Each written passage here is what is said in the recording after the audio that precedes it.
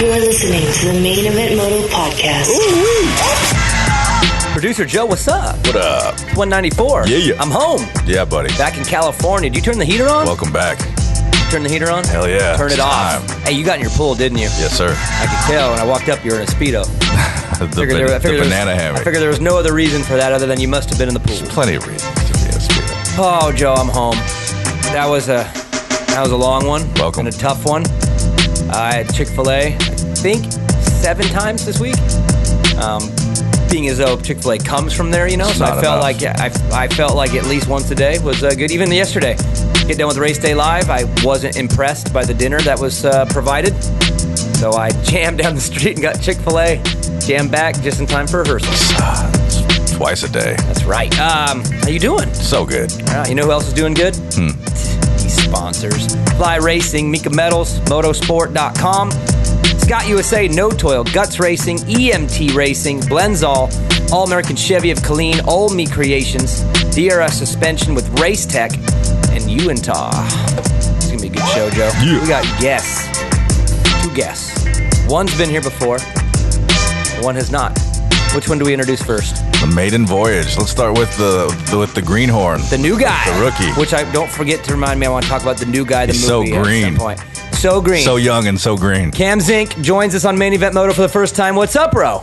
Not too much, man. Thanks for as you mentioned, it is hot down here. It is. Thanks for making the drive down. Now, I noticed you didn't bring a certain person with you that was supposed to come. That's a flake. Michael Mason. Mike Mason, the cornflake, Joe. His new nickname. He's a giant frosted flake. Yeah, dude, he flaked. Tony the Tiger. Hey, and the worst thing is he never even said why. He just said he couldn't, and I'm thinking, is it because he's like hungover? No, that's not an excuse. He's hungover every day. So my guess is golfing. What do you think? I 100% agree. Golfing. Joe, can you believe He's that? hitting the links. Yeah, I can believe it. I can believe it too. Should we bring in the old guest who's got a little saucy attitude walking in the door? It's Jacob Hayes. What's up, Jacob? Yo, what's happening? I'm glad you came, but let's talk about his shorts first, Joe. Is it okay when Dude, dudes have shorts that are, how many inches is that above your knee? Don't even start. Joe, how is that? You just got done bitching that it's hot. It's so on you're wearing long pants. It's on the line. So borderline? Yeah, it's right there. Now, how about the When your pockets are like peeking out from underneath the That's too bottom of far? the shorts, that's a little Jacob, we're far. close. Yeah. We're running out of space there. A little I've gotten much. a lot of compliments. From who? I mean, Daisy Dukes. yeah, they not impressive. The younger crowd. Yeah, the younger crowd, not us older gentlemen here in the bat cave. It's gonna be a good show. We got a lot to talk about, Joe. Oh my gosh, where do you want to begin? Do we start with good things, bad things? Start with good things. Always good Can things. I ask a random question? Sure. No one has even brought it up, but like Musquin just stopped wearing his neck brace out of nowhere. Like, and no one's even said anything. I don't know either. I noticed Like, it on is Tuesday. Liat pissed? I don't know, but He comes out for the heat race, wins it, and then shows up on the podium and has his neck brace on, and then races the main without it, but then takes a photo with it on. I don't know. What do you're in the game? What do you think sponsor wise? What would happen if all of a sudden you just They have to be pissed. What kind of helmet do you run now?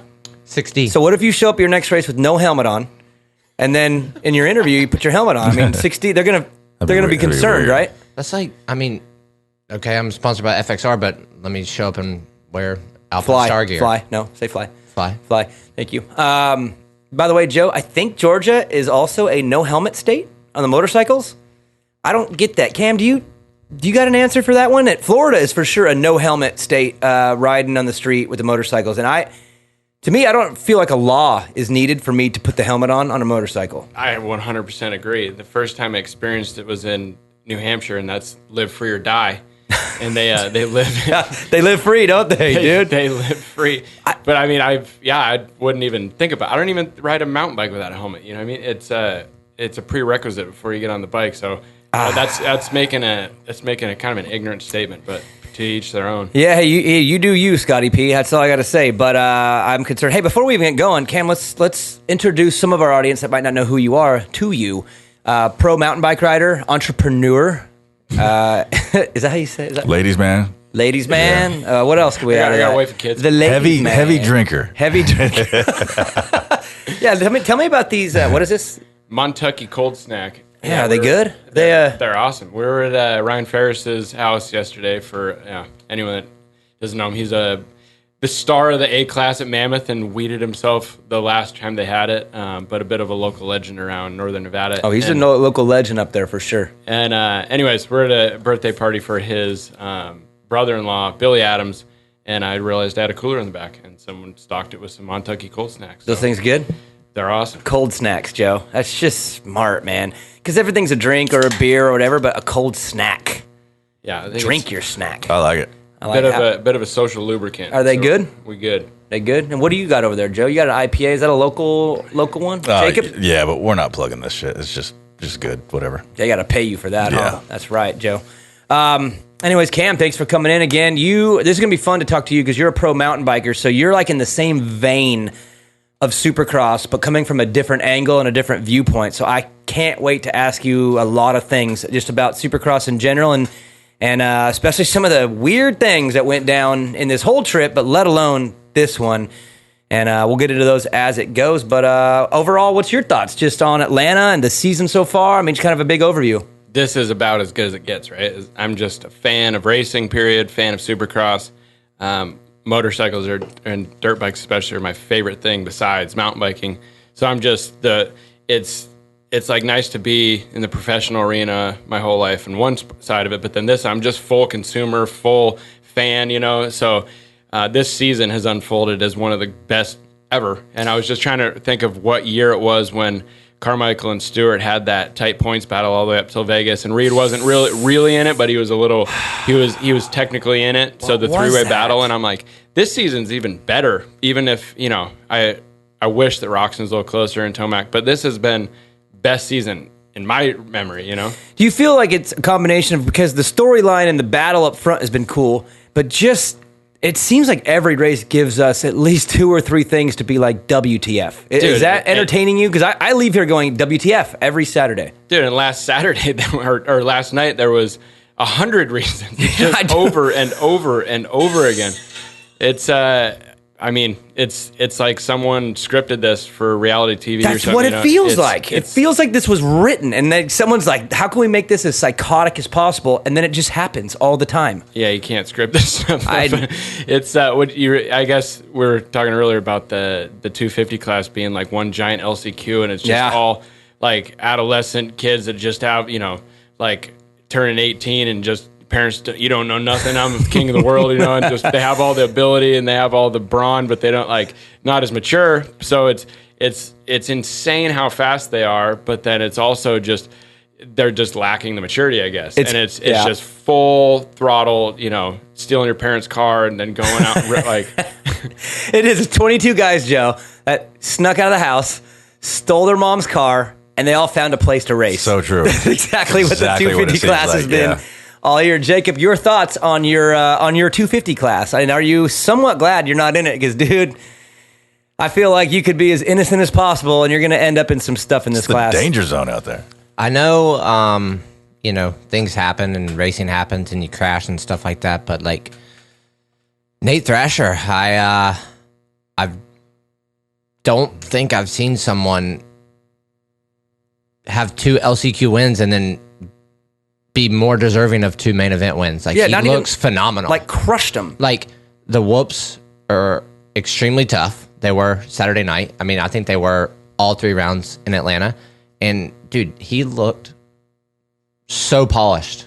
Cam, does that surprise you, too, when you have new names like that? Do you like when a new name pops in out of nowhere and you're like, who is, especially when his name is Thrasher? That's exactly what I was going to say. Joe, as we went over, if his name was just Johnson, it'd be like, oh, cool, this kid's good. But 18-year-old Thrasher all of a sudden coming in and winning 2 races, like, makes it cooler. It does. I'm trying to remember what put him at such a big points deficit. With 2 wins, besides Cooper, no one else has 2 wins in the class, right? Yeah. Doesn't Cooper only have 2 wins as himself? Did he get his third? I think he got his third on Tuesday. I'm just wondering how he's at such a big deficit, but regardless, he's 2 wins. Jacob can answer that one.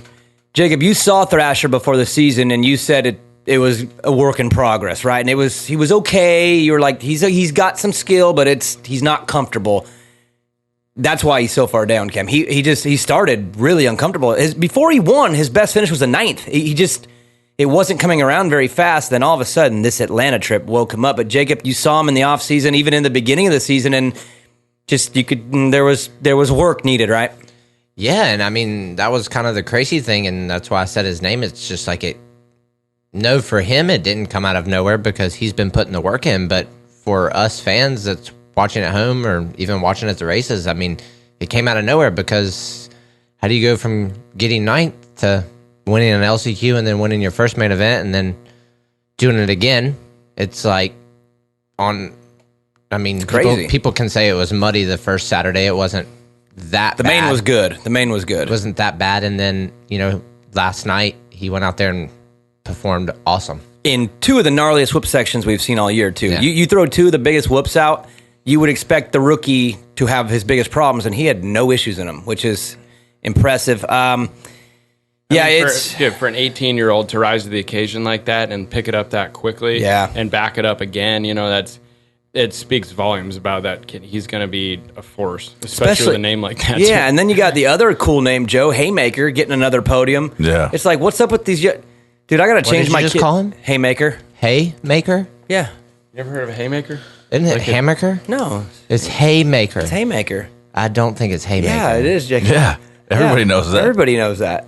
It's like the coup de grace. Look, he's looking it up. Jacob, I know it's Hammaker. I've called him Hammaker on TV like 50 times. We call him Haymaker because it's cooler. Oh, I thought you were Goodness like legit. gracious. Come on, Jake. Calling him He's that. the knockout punch. Bro. Yeah, Okay. he delivered a Haymaker at Arlington. I'm sorry, I don't get invited on the show often. Haymaker, hammaker. You don't. With shorts like that, we don't feel comfortable in the bat cave when you walk in like that.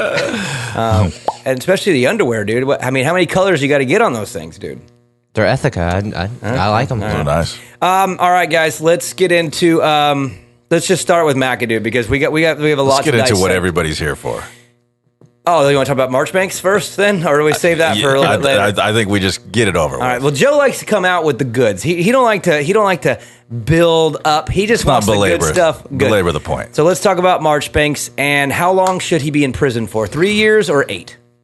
Dude, I think that is a serious prison penalty for sure. No, I'm joking, obviously. But Cam, I'll start with you. I mean, he got into him pretty good, huh? I mean, it didn't even look. Here it is, right here, isn't it? Yeah, he did, dude. He didn't even turn. Like he. I mean, if he wouldn't have been there, even if he would have bermed off of McAdoo And like turned a shoulder in or he something. still would have tucked the front. Like he wasn't even turning. I don't. I mean, apparently you shed some light on that he might have been cross jumping him or something, which. Yeah, it does make. So I had someone cross jump me at East Street. And what'd you want to do to him? Twice in the same lap, and I was about to have my first fight at the motocross track. But so I kind of get if that is the case. But regardless, you're on national TV and you're taking out a dude that has had one hell of a week. Okay, so that's my point. Joe picked me up at the airport. And we're driving back, and we came up with a analogy. Jacob, I want your thoughts on this analogy. Say you're driving on an old country road, right? And a deer is walking across, and you hit the deer, and he flips and tumbles, and his antlers fly off, and he's on the side of the road, and he's not dead. He's alive, but barely, and he is just barely alive. It wouldn't be cool to like walk up and kick him, right? Because that seemed like a guy who was on his last bit of life, and then Marchbanks walked up and just kicked him. You know what I mean? I feel like at his weakest moment, just trying to survive the night, and then Marchbanks is like, "No, I'm not going to put you out of your misery. I'm just going to give you a nice little kick." But to add a little bit of credit, even if he was cross jumping, what if you walked up to that deer and you're trying to say how it's doing, and it tried to bite you? Or are you just going to? Kick the shit out of it. Then you do, of course. So but you're like, so that's your okay. So you're saying that the deer was trying to stick an antler in him. As he was just coming up behind him, and then Marchbanks said, "Oh, you want to be like that?" But I mean, we're getting really deep on this little analogy. But it is like, what if? But on a deer's last dying, like they're dying and they're laying on the side of the road, and they try to get defensive, and then or maybe they're tired and didn't even mean to stick an antler. I don't know. I'm just saying that no matter what it was, that dude, like McAdoo, deserves a pass if he's cross jumping you. He is the heart of a freaking lion, and the week that he's had has made more fans than you could ever get by a championship. Like if I was running the team, I'd rather hire him than Justin Cooper next year, just for the amount of grit he has, and I feel like he would sell more product. I feel like the ROI on McAdoo is higher than a guy that's kind of not too nice to talk to. Justin Cooper's a little bit disgruntled, and he's not really taking any ownership. And anyways, huge fan of McAdoo. Hey, so you talk about the ROI. So who's got a higher ROI right now, McAdoo or Marchbanks? How's Marchbanks' ROI today? Just today, I said it on my breakdown. He's gonna have a rough week. Somebody at Salt Lake will do something silly, and it'll be off of him. But he's gonna have a rough week on social. I totally agree, and he deserves it though. But it doesn't mean he can't come back from it. Doesn't mean he can't learn from it and grow from it. But I think he's going to deserve his shitty week. Yeah, I think that was a Ricky was super candid about it as well, and I have no sympathy for any shit he gets on social media. But he can come back from it. He can be a better person from it. I agree with you. Jacob, your thoughts? You know both of those riders. You've actually been on the ground, I think, with both, right? Marchbanks. Yeah? Seattle? I put him on the ground. Oh, okay. Okay. And McAdoo, no? You never got into it? Not much with him, huh? No. Yeah, you put Marchbanks on the ground in Seattle. Yep. Was he cross-jumping you? No. So why'd you do it? He's in my way. Okay. All right, Anderson. I guess it's like that. If they're in your way, you put them what down. are my thoughts? Yeah, just your thoughts on that. I want to know the percentage of, in his mind, was there something happening that we did not see? Because that's what I heard. We can't see. I heard there was a little cross-jumping going on, and Marchbanks had enough of it. And you know how that is, too. That can be frustrating. It could. Really frustrating. Yeah. Or. Don't do it. Don't do it. Joe, don't let him. He's going conspiracy theory. It's all right, as long as it's not the PC conspiracy. It is. Oh, boy. Then just save yourself. How mad is he? Joe says no way, because I saw it online. Everyone says that was to Mitch. And I'm like, oh, my God. No. You don't. No. This right, late Joe? in the season, it's just what He's never had a chance. That's not. That's There's not been plenty true. of chances. No, honestly, that was the second time. On the restart on Tuesday, he gave McAdoo not the goods, but he ran him super high. Some goods. He did? On the first one? It took her On the second restart. They took her jobs. On the second restart. I didn't Remember know that. McAdoo almost gets the whole shot. Yeah. Runs a little wide, and then here comes Marchbanks and just, I know it was the first turn, but. Okay, Cam, I said on Tuesday, Justin Cooper's podium interview was ill-timed. Yeah. Because McAdoo's the hero, and you're up there kind of questioning, should he be allowed to? And I'm like, oh, wait one day, and that's probably fine to say. But in that moment, it was bad. So if you're Marchbanks, if you want to do that, maybe the Georgia trip is not the one to do it in, right? Maybe you wait till Salt Lake or maybe in the outdoors. But I feel like this whole Georgia trip was the week of McAdoo. Not the best time to hit the guy. Well, and I think he's going to, hindsight's 2020 on, especially when you're in the heat. The thing that I didn't like is how he took, it was pretty arrogant to say, how it affected him on the game. Right. He said, I was distracted. It's like, homie just got hit by a car, and you're distracted? Yeah. I saw a guy got hit by a car today, and that's why I didn't perform my best. Dude. Right. I don't know. I think that he realized that it was a mistake, and he shouldn't be just totally condemned for it. But I don't know. I feel like he's the kind of dude you've seen something like that bubbling below the surface, just waiting to come out for a long time. That came out, and you're like, dude. And then thing about Yamaha apparently hired a lawyer, right, to fight it. Oh, I didn't know that. For the points thing? Yeah, I heard that they were trying to file a lawsuit or something for. Wow. So on that front, take a step back, let your team handle it. If they are going to handle it, then you're out of it. You can still be the good guy. You're gaining nothing by saying that he shouldn't be able, that he distracted you on the line and he shouldn't be able to race. And maybe they changed the rule book because of it. I think that, there's never been anyone in the history of Supercross to ever line up after causing the red flag. Right. So, sure, they changed the rule book, but give props to that dude. I'm with you. I would have shown a lot of love. Let my team do whatever I got to do, but I would have been positive, because honestly, there's nothing that's going to happen that's going to affect you in any other way but say the wrong thing. Yeah. So I'm with you. Let the team do the dirty work, and you be above it. But I think it just, I don't know, Jacob. Justin, again, and we're revisiting Tuesday. The only reason why we're even revisiting it is because he got off kind of clean. Marchbanks took the attention off of Justin Cooper real quick. So the question is, who in Salt Lake City takes the pressure off Marchbanks? Who's going to do something astronomically wild on Saturday, Jacob? Remember Dean? Remember when Dean ruined everything at Houston 2? Everyone forgot about that, or Houston 3. Everyone forgot about that real quick too. They did. Freesy got it real quick, I think, or maybe Barsh. I don't know. Maybe Anderson gives it to somebody. Oh, I can imagine that's happening. He's been riding good. Give it to A-Ray again. We got to revisit a couple of things, Joe, because we have guests. Cam, what'd you think of the Anderson A-Ray thing from Tuesday?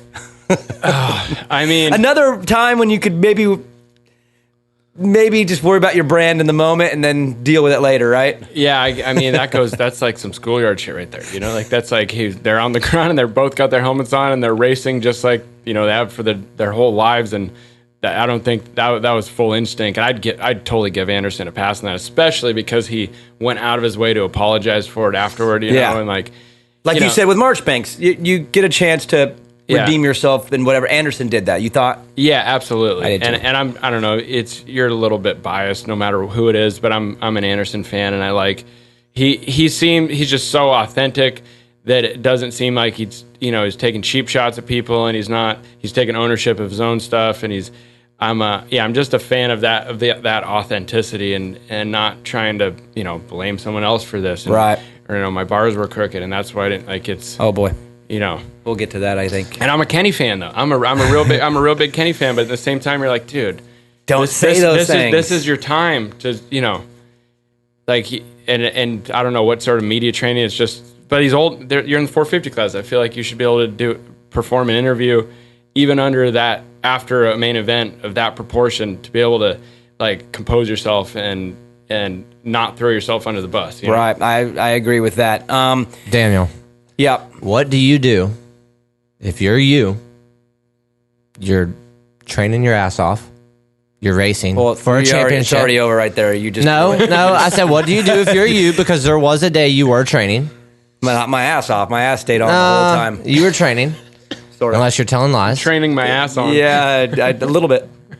And you're going for a championship. It never happened either. And some dude just cleans you out. And you've already been through the ringer.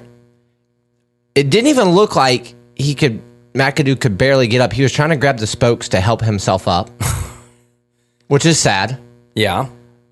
What do you do to Marchbanks if you're McAdoo? And then you go and get interviewed and don't even bring it up. Like, what kind of class does McAdoo have? That's who I'd want my kids to look up to. Yep. Me too. I told my kids today that I was training. That shows heart, composure, and determination. It does. I was surprised by that. What I do is in 3 months, when I feel normal again with my body, I'll go try to fight him. You fist fight him? Well, not Marchbanks. He's pretty big. If he was my size, I would. They could go on that fight club. So you wouldn't? Oh, Moto Fight Club, but for real, real fight. Like, do you know if anything? That Jake Paul thing that happened last night after Supercross, oh yeah, put him on that. Do you? Did you hear of anything? That guy's got to heal up a little bit first, though, right? He needs a month. Post Moto. I didn't hear anything, but Jacob, to your point, when McAdoo gets on there, McAdoo has mastered the art of, I guess, of selling himself to the fans. Because again, he could have gone on there and been like, "Yeah, I've had a rough day, but God, I didn't need to get killed like that." And he didn't even bring it up. Yeah, but is that himself selling himself to the fans, or is that just him naturally? I would like to hope it's natural, and I think it is, because I don't think he's but then again, he does have Nick Way in his corner. Nick is very smart, so maybe I think Nick would be the type that would make sure that he understands the importance of every aspect of this. So maybe he has had some training from Nick, but maybe it's just natural. He's a good dude. I mean, Jacob, you know him. Cameron's a good dude. I don't think that could be taught, really. I don't think so. You think it's just instinct? It's just personality? The same way that he got up off the ground that many times and didn't, he tried. The first dude to ever crashed that hard, ever in a main event ever. That might have been one of the hardest crashes ever in a main event. And then the only dude to try to get back to the gate. You can't teach that. And then get on the podium. Yeah, you can't teach. Same thing with his class on the interview. I think that you can't teach that. It's funny. It's funny only because of what was said and that he's okay. But I went and did a little report at some point last night on McAdoo. They wanted just an update on him, how he was feeling. I don't know if you guys saw that on the broadcast, but I talked to his mom while he was there, kind of with Doc G and everybody. And his mom's like, when he was a little kid, I taught him to never give up. But this is not what I meant by that. And it's funny because she said she taught him as a kid, never give up. And now, I mean, gosh, talk about never give up, right? I mean, the guy went down 3 times in the main last night and still got up and finished and kept going all the way to the checkered. And it's like, that's a character trait. Cam, I think you're right. Maybe that's not teachable. Maybe that's you're just born with that or you're born without it. And he's got it. If there was a Purple Heart of motocross, he'd have, he'd have quite a few after this whole last week. And he got 4 in Georgia. Yeah. It was wild. Obviously now the championship it's over for him. There's 1 round left. Hunter's 20 out. Cameron's 22 out. So Justin Cooper's going to get this thing. Jacob, your thoughts overall? I thought Cooper's been okay at times, but it didn't really look like the way I thought it was going to be. As good as he was last year with Ferrandis and Faulkner, I thought like he was one of them. Maybe they were 1A, 1B, and he was just right there, number 2. I kind of feel like he's had a hard time with this title, even though he's going to get it. I think it's a conclusion. He's got 1 round to do it. All he has to do is beat him. All he has to do is get like 18th, and he wins the title. So I think he gets it, but I'm not. I think it's good that he's going to come back next year with the number 1 and do it again, because I don't think it was a very convincing title, if that makes sense. Jacob, I'll start with you. I mean, he's earning it, you know.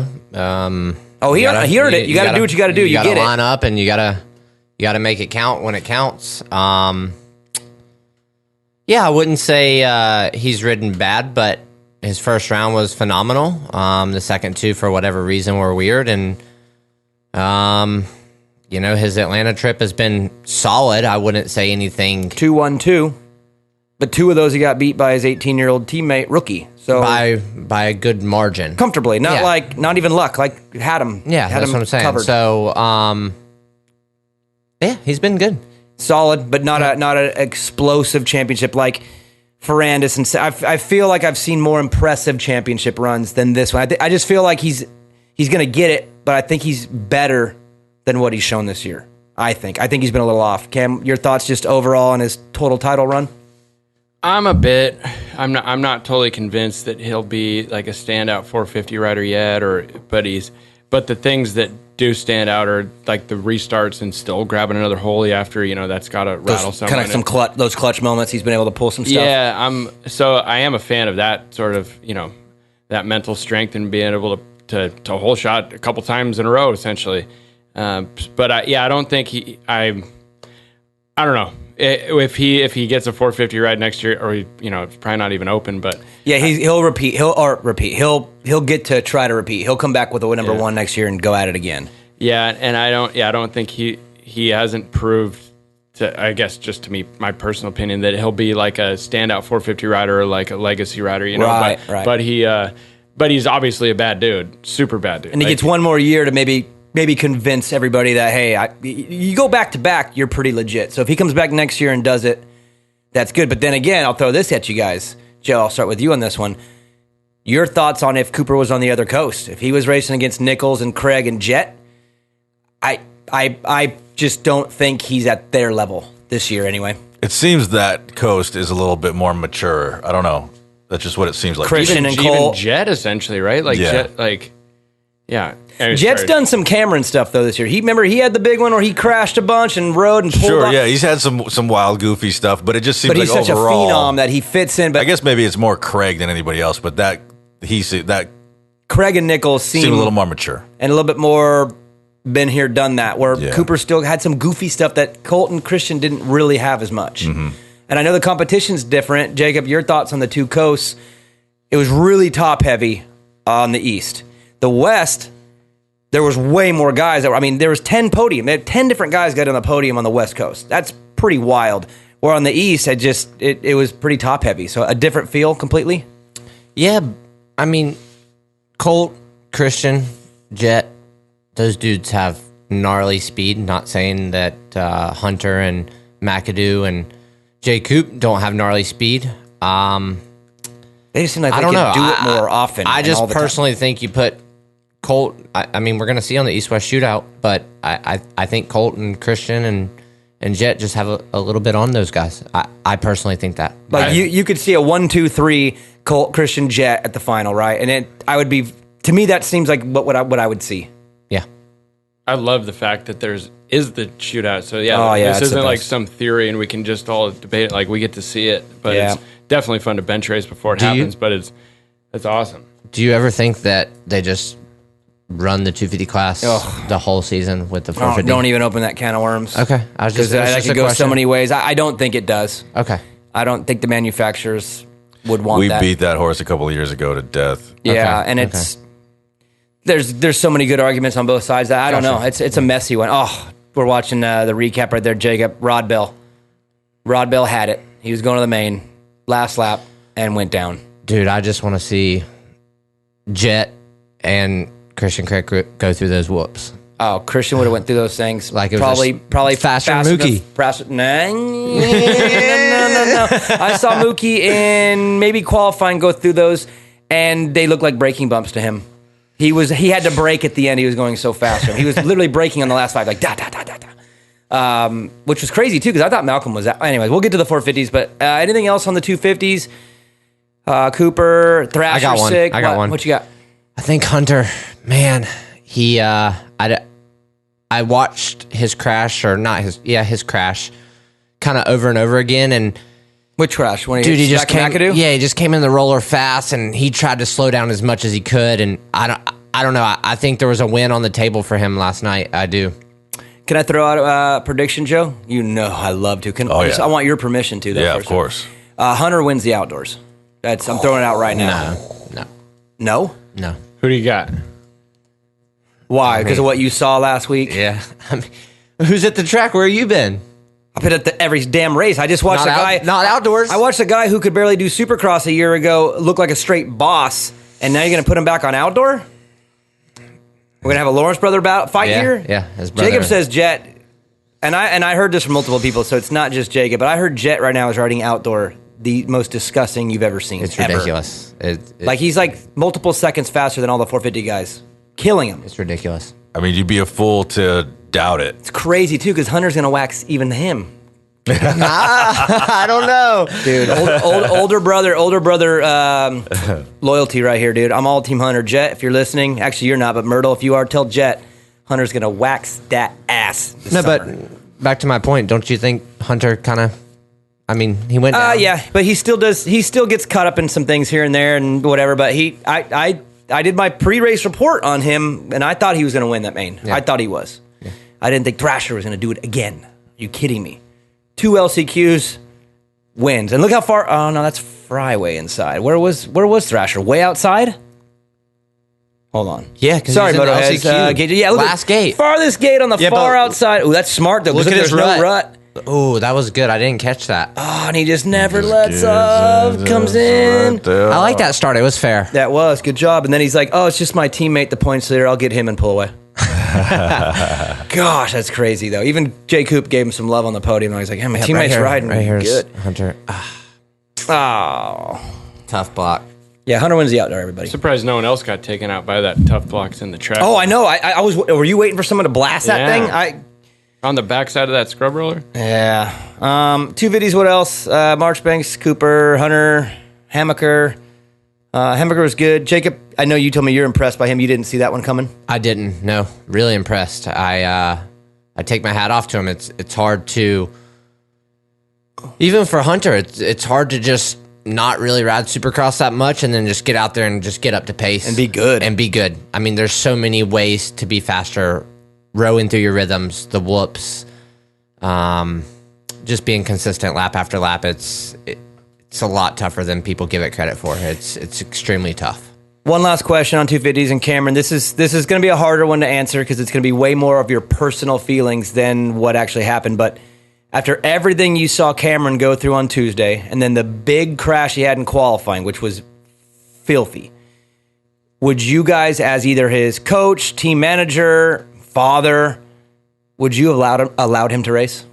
Cam? Absolutely. I think it's You would've? I think it's all up to the athlete if they're willing and able. I've been in that position many times to where someone's trying to steer you away and looking out for your better good, and they're they're looking from the outside. And it's like the man in the arena type stuff. Leave it up to them, and they can't possibly empathize with that. Almost no one can. That's the most insane, remarkable forms of week-long adversity. and it's a shame. I mean, he got a podium out of it. Like that's insane enough. But could you imagine if he won one of them? Like, it's one of the most greatest stories in sports, like ever. History. Like, you can't understand that if you're not, that type of person. And you definitely can't deter them from or make a decision on their behalf, because if you're ever hurt and you're on the starting line and you're not hurt, you have nerves and you're like, yep, don't do it. You have, that's the hardest part of being an athlete, is being in the right headspace. So if he's willing and able after all of that, then no one should be able to tell him no. Okay, now to your point, I do think they should have ran back and got a different helmet though after this crash. I agree with that. You said the headspace, and I want everyone to know this because I know there's a lot of people that have said it. He got a concussion for sure. I talked to Cameron multiple times right after the next day, and he says there was never an issue with the head. It was pure body the whole time. When they were questioning him, he knew everything. He knew which guy got to him first, he knew every single detail. So you talk about that headspace. He was never in a concussed state. He told me never. He was like, not at all, zero. It was pure body the whole time. Because if it was head, that's where I probably get in and I interfere. If I could tell like the brain's shutting off, then I'm like, okay, you're dangerous. But for those out there thinking this was all a head issue, like you see him kind of having a tough time out there, it was pure body strength. If it was a head issue, I think I would argue with you and say, no way, you got to pull him. But to your point, the head issues were not there. He said zero concussion from any of these crashes. It never got to his head. And I think that's the scariest. Like the injuries you could have are, they don't really mean much until you get to like paralysis or head trauma and permanent brain damage. So like those are obviously the most sensitive subjects, right? Like brain damage, if they assessed him and they have a fully adequate staff there, right? Yep. Everyone speaks so highly of the Asterix medical crew, and they were testing him, like this isn't happening. So he had to have been able to convince them in an unwavering fashion to where he convinced them how cognizant he was and how he didn't have a head injury, but the helmet, like that, still out of precaution, right? Just like change it out. Like, and they didn't even look at it. Like, they're not going to rip the pads out and see if the EPS is cracked and stuff. So like, but someone should have ran back and got, like, as soon as they figured it out, like, run back and get him a new helmet. That's the only thing I disagree with. Yeah, I think I'm with you on that, Jacob. If it was your rider, let me go next then before you. I agree 100%. Where I get weak is thinking of it as my son. And the only reason why is because right now he's a little guy. If it was my little guy at Riverfront, Jacob, he is not, we're going home. Because he's a little guy, whatever. But as an adult, when you've been through a lot, McAdoo's had a bunch of crashes, Jacob, so he knows what his limit. I think I side with Cam where I think I put it on him and let him make that decision. But the dad in me says, hell no if it was my kid, because a kid's not going to understand his own abilities. And that's where I think I would pull Evan out. But I think if Evan was 23? What's Cameron, 23, 24, something like that? I guess. Oh, it's so hard. I guess a grown ass man. But Obviously, you learn a lot more after you're 23, but still, like, he's a grown ass man. Yeah, Jacob, you? I agree. Nick Way, his mom, his girlfriend. Him at times was under a lot of stress. Man, that was a rough week. Doc G was with him. Yeah, him too. It was a lot of people. It was gnarly, him. Man. You wish, but you also don't at the same time. This is kind of like a tricky one. Like I kind of like seeing the things, where you guys zoomed in on him and his shoulders. Like, I didn't know. I assumed his body was beat up, but I didn't know both of his shoulders were that taped up. Like, you couldn't even see his shoulders. Doc G told me the groin was the big problem. The hand, or like the top of the hand, was the second, and the shoulders were the third issue in priority of the issue. And but yeah, if you're Nick Way, mom, girlfriend, you're freaking out, wanting him to be done. But it all goes on Cameron. Cameron is paid to do a job, and mentally and upstairs, he felt he could do that job, and he suited up like the warrior he was, and he did his job. Joe? That's about it. Yeah, you guys summed it up. There's a lot of people out there that are saying they should have pulled him. Either the AMA or whoever is in charge of that, maybe the medic crew, whatever. They're saying that they should have pulled him. And When? Mostly ill-informed people, though, right? The people that didn't have as much education on it, the matter, or weren't on the grounds with, you know? That is the point. It would be mostly people away from the track. The people that were there that assessed him. And don't forget, I mean, his team manager and team owner, Mitch Payton, he's had a dramatic injury in his life that changed his life. He's also in that group of decision makers, too. So, obviously, whatever they knew about him, all the people that were the most important to his inner circle allowed it to happen. So I guess for me, that's good enough for me. If they all assessed him and felt like it was okay, all of them, and that's what it seemed like to me. I didn't hear any internal debates going on. I didn't hear that they were fighting and arguing over whether to let him or not. I heard they were all in support of him making that decision. So Cam's right, that the people that were the closest to it let it happen. So that's probably a lot stronger of an opinion than people that were maybe watching from home or maybe from the stands or watching whatever. That's, I guess, yeah, that's a tough one, though, because you see the guy get hit over and over. I mean, 3 times in that main event, and you're just like, it's like a boxer when he's at the end of the match, and he's just, he's done, and you're like wanting him to be done, and he just wouldn't be done. It's like Rocky, dude. He was like Rocky. It's like a real-life Rocky story, which Rocky's like so far-fetched, but like, that was far-fetched for Supercross. And then to top it off, as Jacob said, to have the mental awareness and maturity to be able to not even mention Marchbanks after last night, like after all of this, to just put a cherry on top of the human he is, so remarkable. And I'm a fan for life, and I know that there's an insane amount of people out there that are fans for life as well. Cherry on top, Joe. Write that down as a possible show title. All right, let's take a break. We'll come back and we'll talk about the 450 final couple minutes of the main event that I'm still confused about. Let's take a break.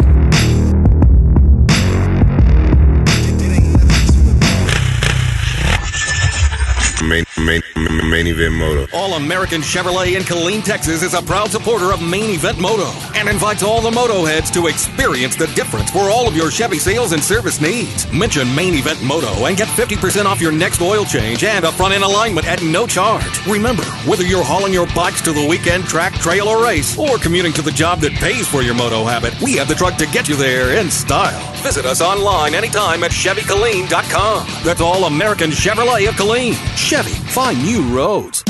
Look good? Check. Protection? Check. Fly Racing has had the gear game on lock for years, but the Formula helmet has taken Fly to another level. They didn't just make a high-quality helmet, they redefined the standard for the most important piece of safety equipment on a rider's body. Use your head and protect your head. Run the Fly Formula helmet. Then cover the rest of your body in Fly's Evolution and Kinetic gear lines. Easy decision. There's a reason I run DRS suspension and Racetech hard parts with Mika Metals chains, bars, and sprockets on Evans 65. First off, DRS suspension settings work everywhere. I haven't changed a clicker since I put them on. Maybe it's the internals from Racetech that give it that extra something. American-made products with a 100% guarantee. You don't see that every day. Yeah, the DRS Racetech combo works for me. And what can I say about Mika? First off, they've been with us since the beginning. The quality of their bars is top of the line, and Mika is the only chain and sprocket combo I run. Motoheads, get with the program. It's DRS suspension, Racetech, Mika Metals. Say it again. It's DRS suspension, Racetech, Mika Metals. Is that good, Joe? Yeah. Main Event Moto Podcast. Kind of like ripped him all the way up. Yeah. You seen that Terry Hawkinson crash?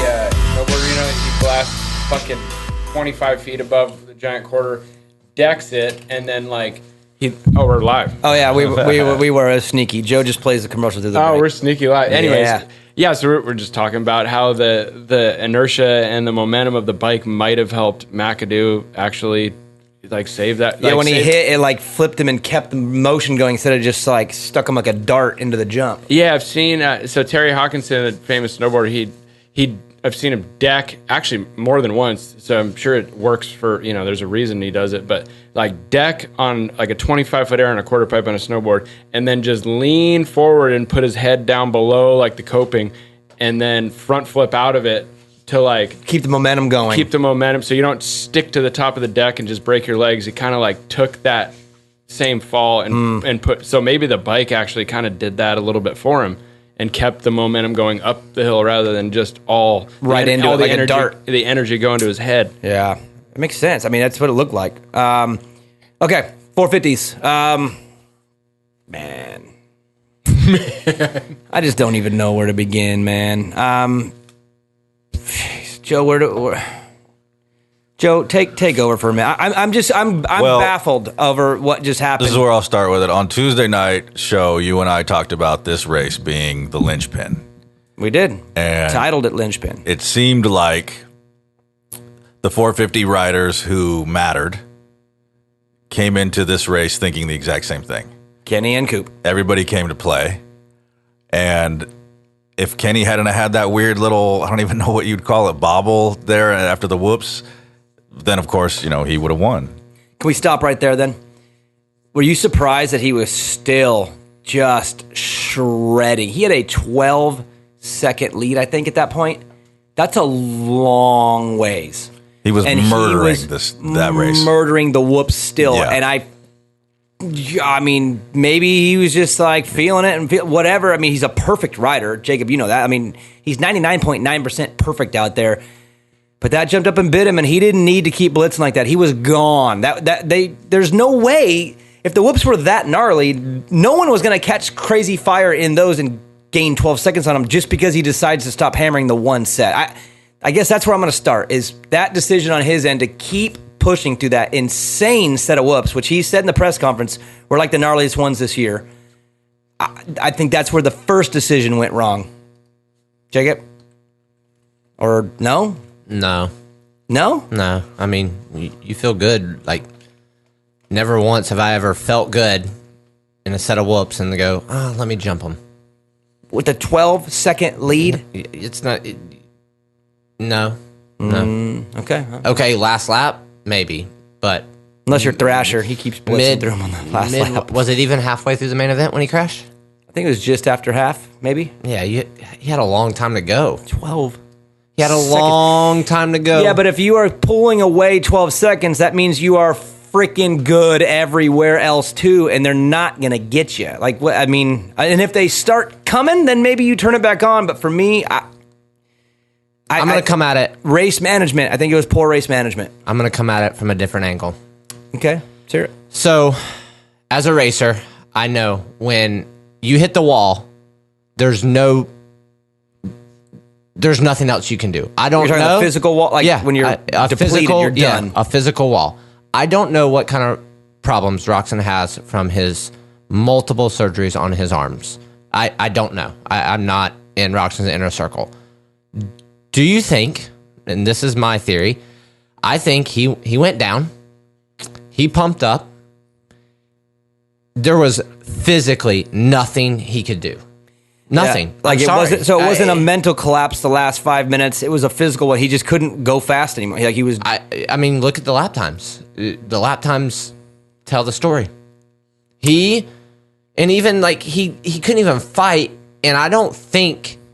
And I'm a massive, massive, massive Webb fan, but I personally don't think he even had it in him to fight back. I don't think. Physically. Wow. And I don't know if I can argue that because he sure didn't look like he had any after he got up. He didn't look like he had any. That's what I'm saying. That's coming from a rider's point of view. But what I'm saying is Webb would have never caught the 12 seconds if he wouldn't have went down. Him going down is what lost him that race. He was gone. He was checked out. He was 2 straightaways gone. That crash in the whoops started a domino effect, which led him to getting passed at the very end by the same dude again. Could have happened to anybody. Coop was skimming the whoops and was getting just as sketchy. It was sketchy for everybody. Cam?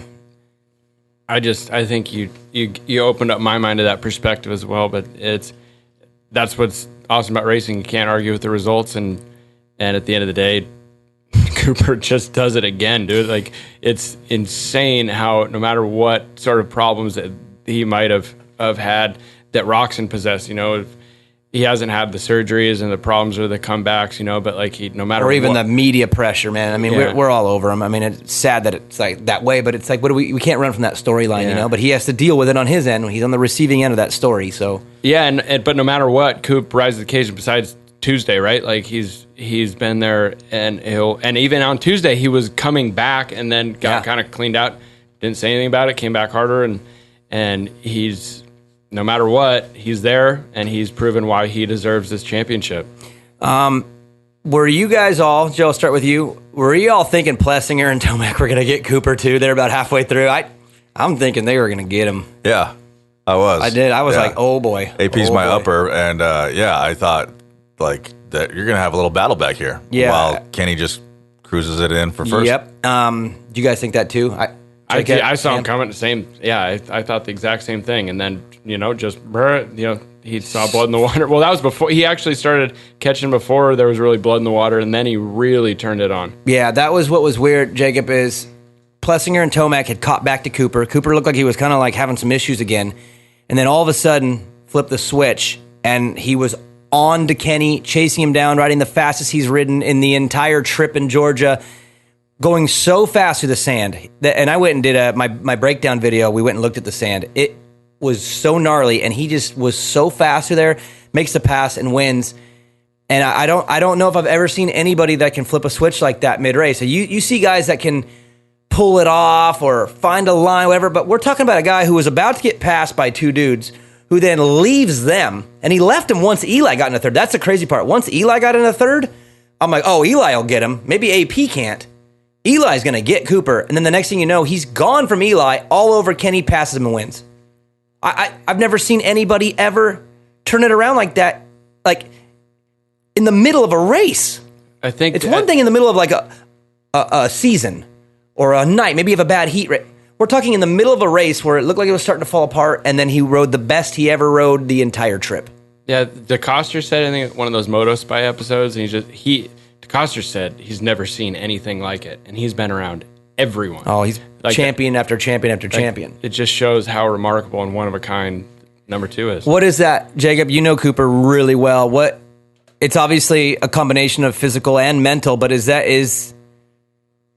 do you lean on the mental side? He obviously, I think, has something a little bit different upstairs than anybody. There's something in his DNA and in his personality that just nobody else has.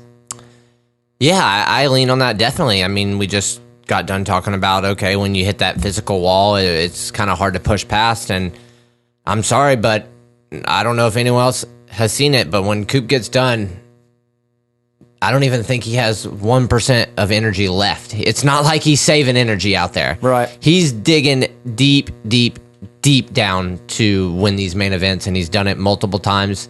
And it's inspiring in a different way. I mean, I know when I hit the wall, man, it's tough to dig down there. It's really tough. And yeah, but even let me ask this: if you hit the wall like that, let's say Webby was at the wall, and then you see K-Rock fumble, does that give you that boost the wall you move? need? Does the wall somehow open up and you can penetrate through?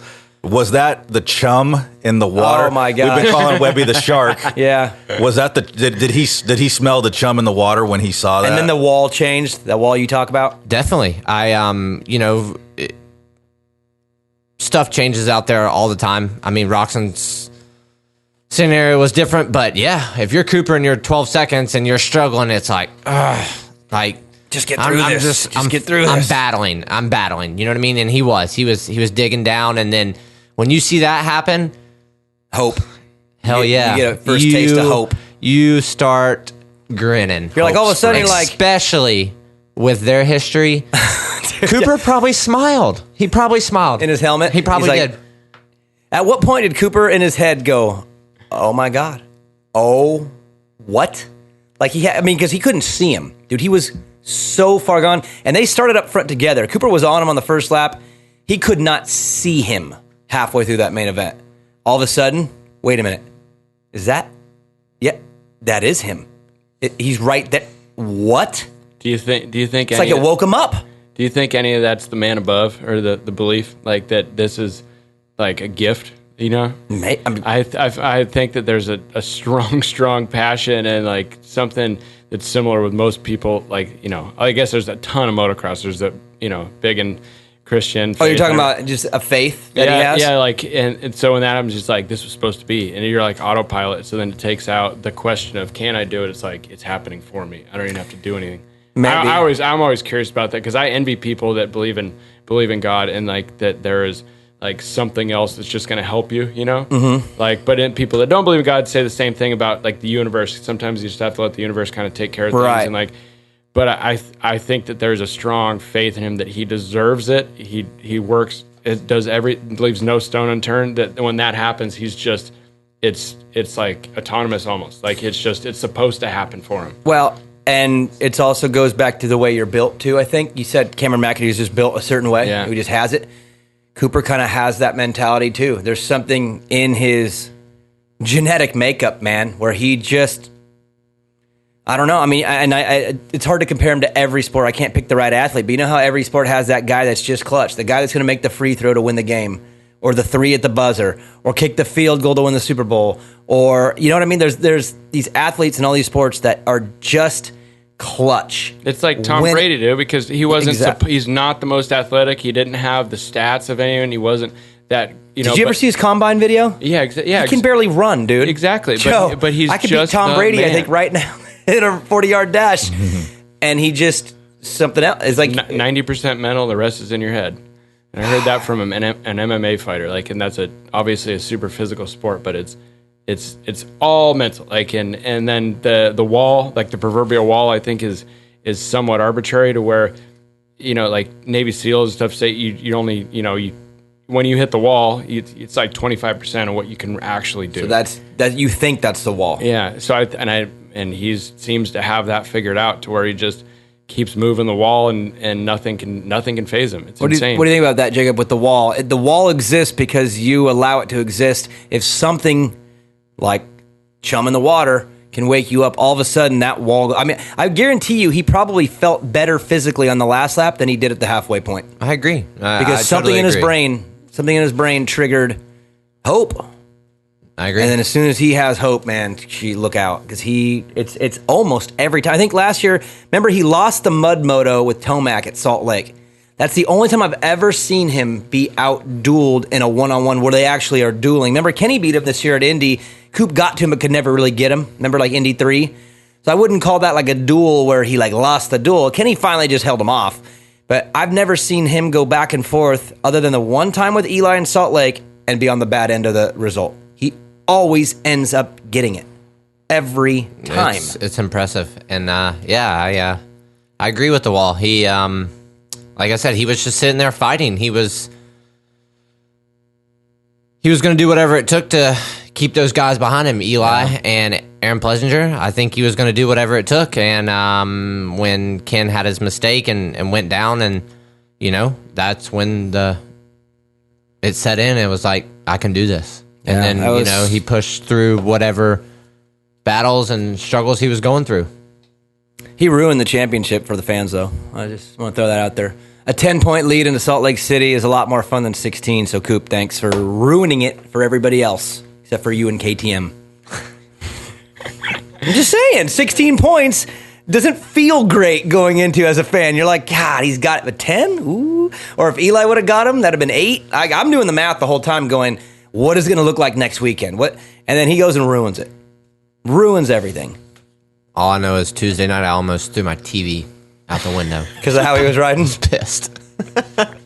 He got kind of mouthy with me this week. He texted me and he's like, yeah, good to shut you and Ricky up. And I told him, I said, bro, no offense to Josh Greco when I say this, but I said, dude, you look like Greco on Tuesday. And he didn't write back after that. So sorry, Coop. But yeah, he looked horrible on Tuesday. Like, that's the worst I've ever seen him ever. Even when he was on a Yamaha, he still was pretty fast. He was just squirrely, but Tuesday night was the worst I'd ever seen him. And from what I understand, they went above and beyond to get that bike right, too. I don't know if you heard, Jacob, Cam, but they drove back to Florida and tested and got the bike right and drove all the way back for Saturday. And apparently the team Will said it. The team wanted to show him, we will do everything we can for you. Now you go do everything you can for us. And he did. And you notice on the podium, he thanks his team for what they did to get this competitive bike for him. I heard that. I didn't hear that they drove back to Florida, but he did hint on that. And that's pretty remarkable. The little wins and the little, you know, everyone else, every, you know, aspect of your life giving you a little hope. And then, you know, the hope of seeing Kenny crash up front, like all those things, he just capitalizes. He does. And think about that from his perspective too. when you're on a Tuesday and you're not feeling great, the team, what are they supposed to do? Go, well, you better figure it out by Saturday. No, the team's like, well, what can we do then? Let's go above and beyond what's needed to get you in the place where you can bounce back from your worst ride of probably 3 years and go and win. Like, I mean, to me, a podium was going to be a win enough just to get through this Georgia trip. I thought a second or third, I was going to say, that's a win for him just to get out of here. Wasn't enough for him. Had to win it. That's just think how much momentum that builds, too. Oh, Daniel, what's your job title? Trackside reporter. You didn't bring us any reports during the week. So you knew this was happening and you didn't report this. COVID, bro. I don't go to the pits. I'm not allowed to. I have no access.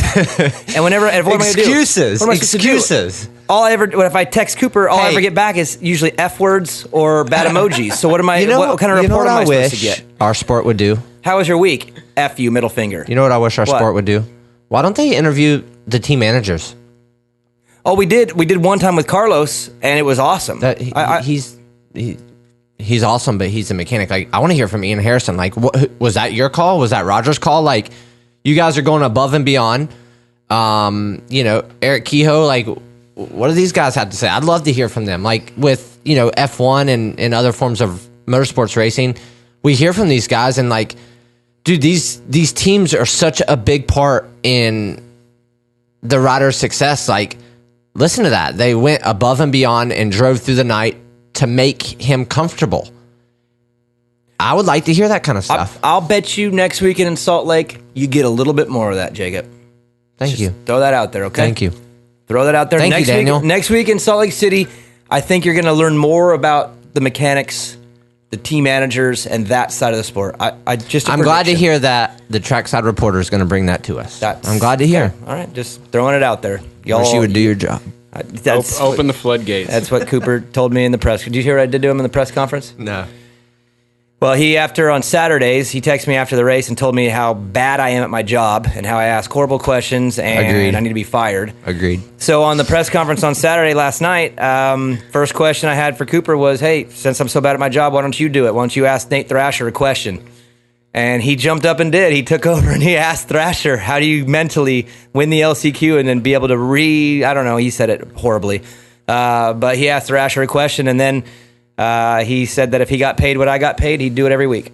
So, but I'm joking. You definitely do not deserve to be fired. You're great at your job. Good. Thanks. But I just a promotion. I just would like to know, all right, from the team's perspective. All right. We'll get into that next week. Sound good? Is that fair? That helps. All right, Joe. Let's take another break. Let's come back and do all of our fun stuff. We got uppers and downers. We got pick'em. We got some listener questions. Let's take a break. We'll come back and do that. Main event Moto. Joe, when I think of Blenzall, I think of the smell because it's so good. But that's not fair because it's the quality of their products that really stands out. Go to Blenzall.com and take a look at the catalog. 2-stroke, 4-stroke, they got everything that you need for your motorcycle, and it's top quality. I used to be in the oil industry. I know the difference between crappy oil and good oil. Blenzall.com has the best. Check them out. That's what the Motoheads run. Walk out in your garage, take a look at your bike. You know your graphics are roasted and you need a new set. That's why you go to Old Me Creations to freshen up. High quality, good looks. They are the choice of the Motoheads. That's why you need to put some Old Me Creations on your bike. Not everybody's like Toolman Dan and washes their bike more than they actually ride it. So your bike is probably hammered and it needs some Old Me Creations stat. Again, quality, style, they got you covered. That's why the Motoheads run Old Me Creations. Joe, I have an idea. Yeah. Screen printing done. We got to do their commercial, right? Yes, we do. Let's do a commercial/tease where we tease our new T-shirt coming out in March. Ooh-wee. But then also mention how Neil's the man and screenprintingdone.com is who does all of our stuff. Right. Isn't that kind of a good idea? Like a commercial/tease right there? Yeah. Well, Neil is the man. You go to screenprintingdone.com if you want to get something custom done like we do. And of course, when March hits, you get that Main Event Moto t-shirt done by Neil at screenprintingdone.com. Yeah. So can you turn this into the commercial? I think we can. What do you got to do it? think we just did. If you're a true Motohead, then motosport.com is your only choice when it comes to OEM or aftermarket parts for your bike. And when it comes to servicing your bike or giving it the punch you need to perform, it's EMT Racing. With motosport.com, you can get everything you need for your bike with great pricing and ridiculous speed on shipping. And with EMT, it's simple. Take your bike to the experts. 2020 is the year EMT takes over the performance world. If you don't know, now you know. Your Bat Bros choose motosport.com and EMT Racing, and you should too. I love when NorCal companies take the world by storm. Guts Racing seat covers and no-toil filters are made right here at home, but their products travel the country and world on some of the baddest dudes' bikes in pro racing. Who runs Guts? Too many factory teams to list, Joe. Who runs No Toil? Well, it's the only filter Chad Reed will run. Guts and No Toil make only the best. So visit gutsracing.com and notoil.com and step up your game, Motoheads. Joe, you ever heard the saying, happy wife, happy life? Oh, yeah. My wife is stoked because I got her some CBD from Uintah Health. That's uintahhealth.com. Now check it out. 100% made in the USA. The hemp is grown on the family farm. There's no pesticides. It's THC free. Everything is 25% off on the website. Third-party lab tested. These guys crush it, and they are now part of Main Event Moto. So go to uintahhealth.com. That's UINTAH health.com and get some CBD. I'm a believer. I tested it. I tried it.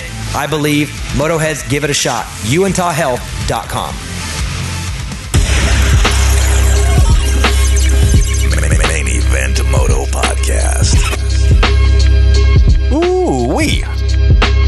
Ooh-wee is right, Joe. Yeah. How's that IPA feeling? Good. Is it delicious? Yeah. You say it has a little pineapple hit to it? Yeah, it you does, like that? yeah. I hate pineapples. That's weird. Let me try that beer. Give it to me. Mine's empty. You hate fruit. I got you a Montucky cold snack. Let me try that Motohead. He said heavy drinker because I two ballboards in that I was trying. No, one wasn't. One was one was for me. Brought in because I'd say generous instead of heavy drinker. Yeah, I like that. Pretty good. Cold snack. Cheers, boys. Cam, good to hang with you. I Jacob, good to see you. You're staying Chin, at chin. my. Cheers. You're staying at my house for a week or so, Jacob. Yeah. Uninvited. Yeah. Cool. I like hanging out with your family better than you.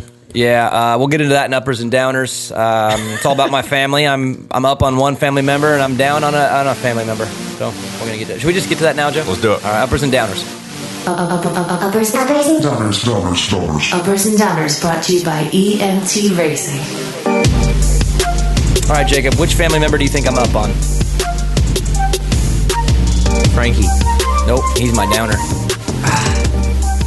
Should we start with downers then, Joe, since Jacob just did that? Yeah. All right, so I'm down. I got a new dog, Cam. I got a little mini Aussie. He's cool, man. I really like him. He's sweet. He's very smart, but he's in that stage where he just wants to bite my son. That's it.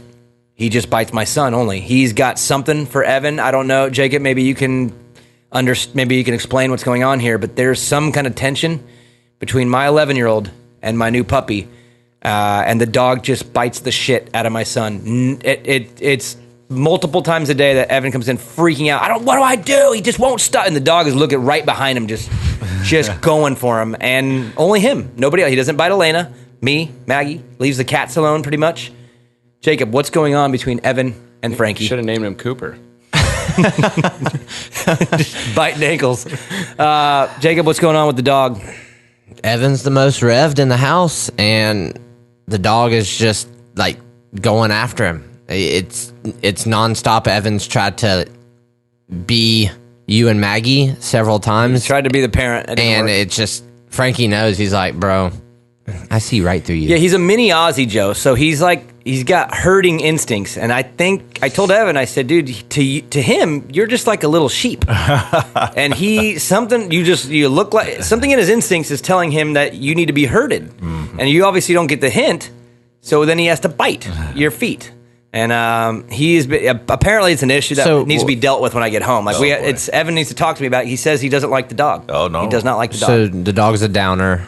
Would you consider even getting rid of the dog? No, no way. I get rid of Evan before the dog. That's not true. No, you know what's weird? It's gonna be fine. He's a puppy. The dog is a puppy. You know what's weird is Evan's like a light switch, dude. You flip him on and he's on, and then you flip him back off, he's off. So when he's mad at Frankie, he's bent 2 seconds, maybe 1. He's like, "Oh, I love you." It's like, dude, you were just ready to choke him. The dog's confused, man. He is. Like, at 1 minute, Evan's saying no, and then he's like, "Oh, here, come here." It's like, when you say no, then you need to... He needs to know that no means no. Yeah. Evan's just learning. He's a little young and a little immature, Joe, to have a dog, and he's learning how to be a puppy parent, and he's having a hard go. So, how about you, Joe? Downer for you, and you better have something. I'm sick of that's bullcrap. I have no downer. I'm a little down on Dylon here. You know, he's 8th in points. I was expecting a little bit better result from him. Dylon's had a rough go-to, Yeah. rough rookie year. Yeah. A lot of speed, but been on the ground quite a bit. Yeah, he has. But, top 10, I guess that's decent. To get a downer out of Joe at all is like big deal here. So Yeah. this is a big moment. He's usually high on everything. So good to be optimistic. Jacob, what about you? Downer. That's What right, are you down on in life? Or Supercross? I'm down on Anderson, dude. I think he could have been in the fight. I was bummed to see. This is like totally off topic, but did they jump that table to 2 and then single into the corner? Did that happen during the day, or did they just start doing that during the night show? Because Cooper jumped on the first lap, and I don't know if you saw it, but he went long. Yep. And then Anderson went wide because Coop went long, and then that's when Dylan got in the back of him. So so you're talking not in the season. You're talking just this race. You're bummed that Anderson. This whole trip, Anderson should have won one of these. I know, I'm bummed. Psycho fast. But he just, he's had a hard time getting through the first few minutes. Even the one race he got a good start, he's on the ground on the first lap. I know. He's my downer. I was bummed on him. I think he's an exciting rider to watch. I watched him preseason and was like, he's winning the title. You said that watching him at the test track, he was doing things you've never seen anyone do on a motorcycle, the way he was riding. And honestly, I've tried to do technical things that he does, and I can't even mimic it. He got there over time, though. I know, but it's impressive. So that's my downer. Cam, what about you? Downer, Supercross, life, anything? What are you down on? Neck braces, I guess. Ooh, the Marvin thing. Yeah, what about that? What do you think about that? And Anderson, as he said, took his off too. But he won his championship with a neck brace, though, right?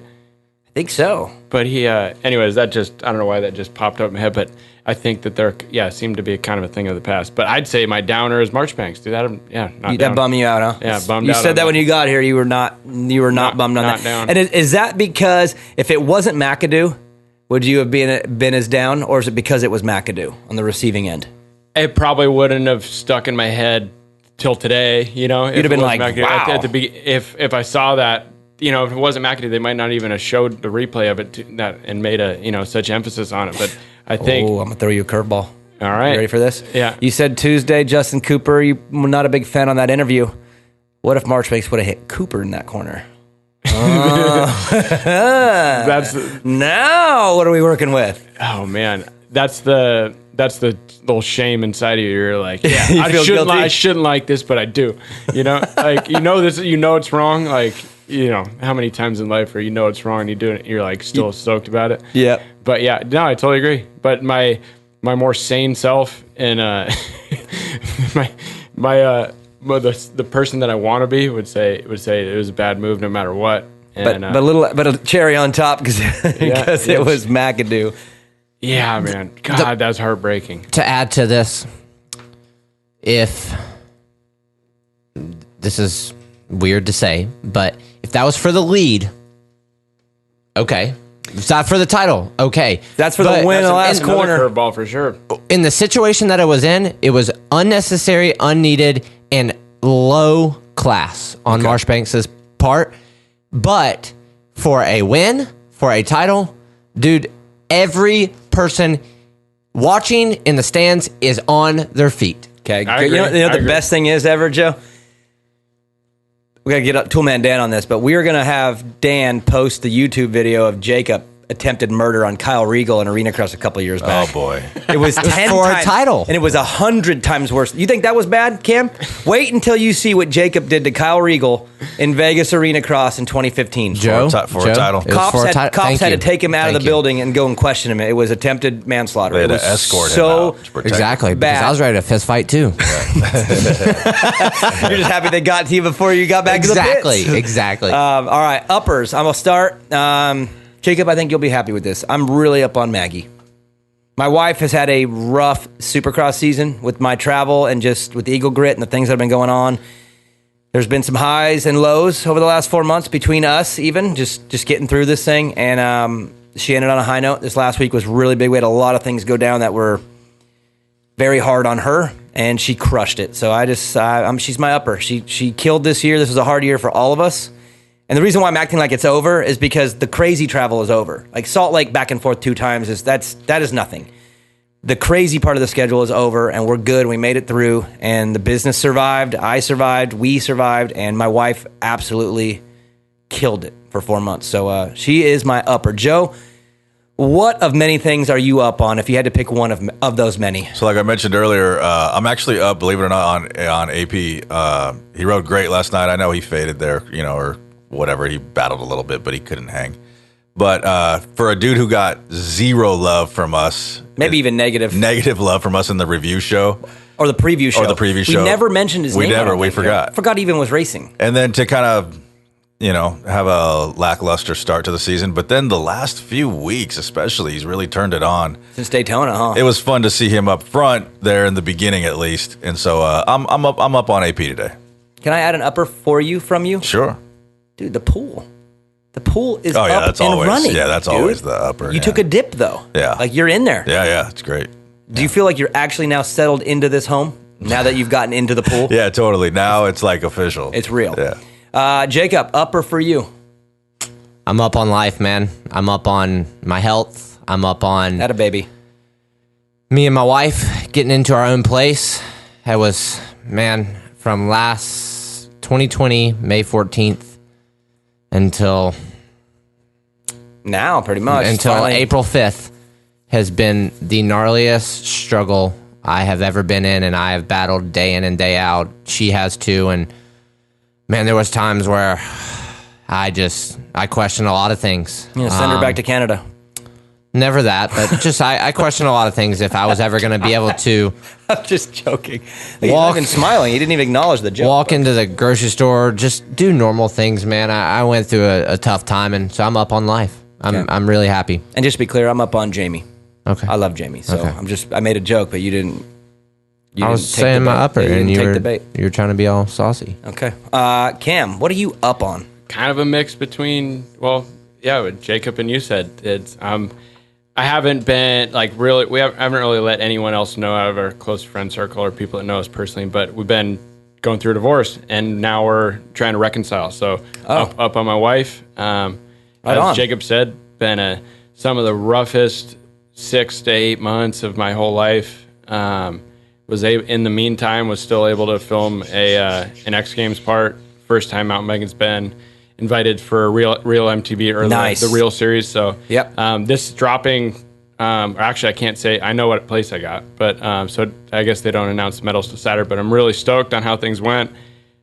Incredibly happy with what we came up with. It's like feeling like I don't know. You put your whole life into sports. So it's like kind of your sense of self-worth is relying on it, and that mixed with family. So both are kind of like up in the air at one point. And wow, at the same time too. Yeah. So to be able to go through in the thick of a divorce and get what we got and produce a segment, I'm so proud of at 35, and I didn't think I'd even be riding for a living at 35. And then to be reconciling with my wife now is, same thing. Up on life, man. Dang, life's all awesome. at the same time. Life is good. That's bad awesome. To the bone. All right, well, that was good. We all ended with some good uppers. So if I made any new fans out there, vote for me for fan favorite this week. I don't know. I think they announced fan favorite next Saturday. And nice. Vote for fan favorite in X Games. I love it.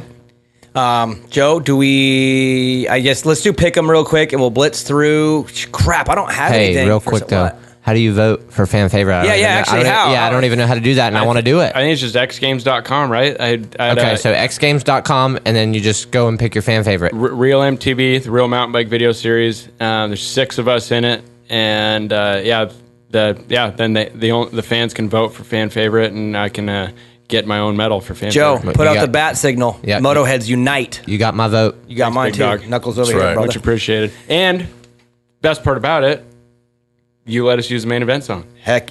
Main Oh yeah. Which one did you use? A Fire Inside Me, which is insanely perfect for a 35-year-old mountain biker still like Still has the fire. Bro, I'm not fading. Oh my god! I didn't even think about the lyrics. No, there's thanks to you and Vince and Mason for letting me use the song, and That's right. I'm super pumped on it. Main Event's been one of my favorite bands forever, mainly starting with Mason's segments, and I think On the Pipe 2 is the first time I heard you guys. I was gonna say, don't use the name Mike Mason and Super Pumped in the same sentence. I'm disappointed in that guy right now. I'm not happy with Mason, but we're not pumped on Mason, but we're No. pumped on the music, and Awesome. so everyone get to listen. If you ever listen to Main Event, the band, you'll be pumped on it as well. Yeah, and then of course Main Event Moto, the podcast. Joe and I are starting a landscaping business called Main Event Landscaping. Do you even know how to run a lawnmower? Actually, I don't think I ever have, but I'll be able to figure it out. I think I can do it. No, Joe will though. Joe will do it, and I'll. Joe, just to let you know, I mean, you already know you're homies Be with careful. Daniel. You're staying with me for a week. Be careful what you say next. He's non-existent in house chores, housework, fixing things. So yeah, he's not gonna be able to mow the grass. Hey, you got to play to your strengths. That's all I'm saying, and avoid your weaknesses. All right, Joe, let's do pick 'em. All American Chevy of Killeen brings you Main Event Moto's Fantasy Pick'em. All right, Joe, so here's what's going to happen since I'm unprepared.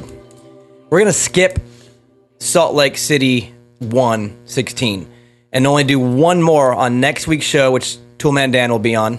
I think my brother might even be on it next Sunday also. Oh, congrats to my brother, too. Just had his 3rd kid. So congratulations to my brother and his wife, Ari. They got 3 of them now. Build an army over there. But I'll give you the update on the results right now of where we sit. And then after Salt Lake 1, we will pick 5 different pick'ems to close out the championship on the year. And the reason why is because the points are tight, Joe. So you went 3-0 on the Atlanta trip. You had Clayson. You had no on Eli Tomac winning 2 of the 3. And you had somebody other than Cooper and McAdoo winning a 250 main. Yeah. And Thrasher got 2 of them. Yeah. So you went 3-0. Andy Gregg went 3-0. I went 0-3. Hobo Nick decided not to play anymore. So what do we do with him? That's an 0-3, and I So I get the same score as the guy, and I tried. He didn't even do it. Maybe he gets an 0-5. I don't know. You give him 2 extra. I mean, he was already points. way in last. So did he clinch the title? I think so. Dumbass bass, Hobo Nick. It's all you, baby. But so now here, Eric Nye, Andy Gregg, Vincent are all tied at 13-8. Toolman Dan is at 12-9, as you are, Joe, 12-9, and I'm at 11-10. So I'm I'm the last place guy who's still playing, but Nick still. I mean, if you quit, you lose. So Nick lost. So next week, Joe, we will pick 5 different pick'ems for the final round of the championship, and we will close this baby out. And then all you Motoheads out there can let us know your fake scores. Dan wants to see him. I know you're all liars, and I'm not going to believe any of your scores when you send them in. You're all filthy liars. All right, Joe, let's close this out with our Scott Prospect Adam Cincerello listener questions. Scott USA and the Prospect Goggle. The goggle choice for those in contract with other brands.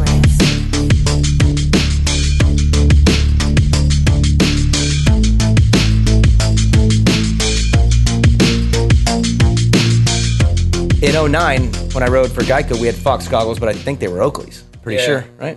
I think it's like a sub-brand. Maybe they took it on their own. Yeah, maybe it changed. I don't know the details, but thanks to Adam Cincerello for this segment.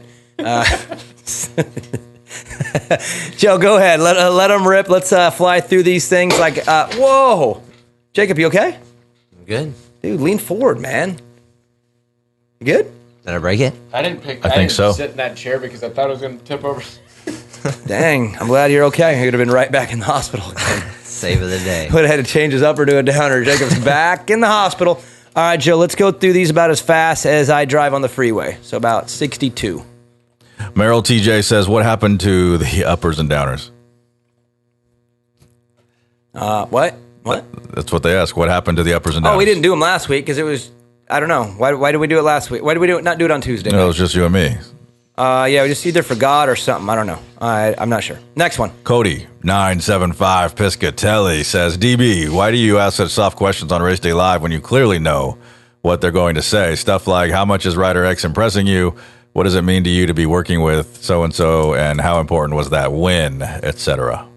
You talk about the riders? Softball questions to the riders? Why do you ask such soft questions on Race Day Live? To like the guest? Whoever, I don't know. It's the role, bro. I mean, on Race Day Live, I'm like the host. I'm not supposed to be the analyst. So when Dan Hubbard's on then I'm kind of like hybrid. But when like Dungy or Brayton or any of those riders, or AC are on, dude, they're the experts. So I got to go into my role, which is to ask them the questions. They're the ones that people want to hear from. So I might know the answer to the question, but it's not my job to answer questions.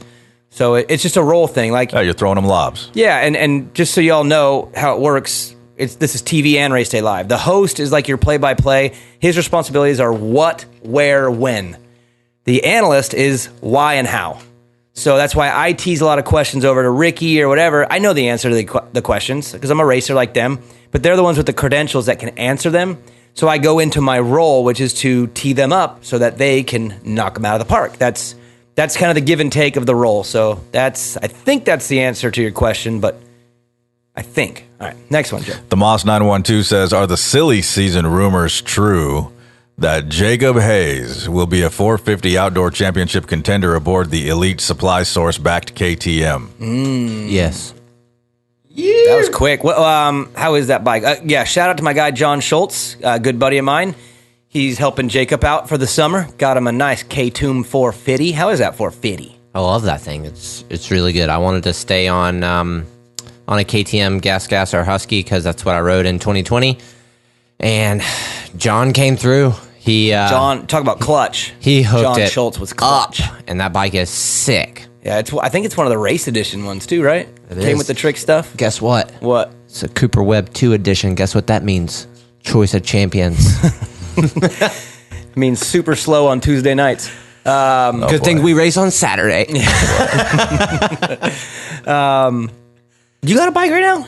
Oh, yeah. What do you got? I got a Honda. Honda 450? 250? Yeah, 450. How is it? Good buddy Jeff Wiener used to work at Troy Designs. I know Jeff. Yeah. Where's he at now? He's at Honda. Really? He's at Honda, and so he was a good buddy down there, and I've ridden for Troy Lee, dude, since I was 18. So that's, yeah. Dang, that's awesome. It's a long He's doing time. good. I haven't talked to him in forever. 18 years on Troy, or 17 years on Troy Designs, and then but anyways, he switched to Honda, and then he gave me a hookup on one. I didn't, still had to pay, but got the Works edition for a really, really good price. You like it?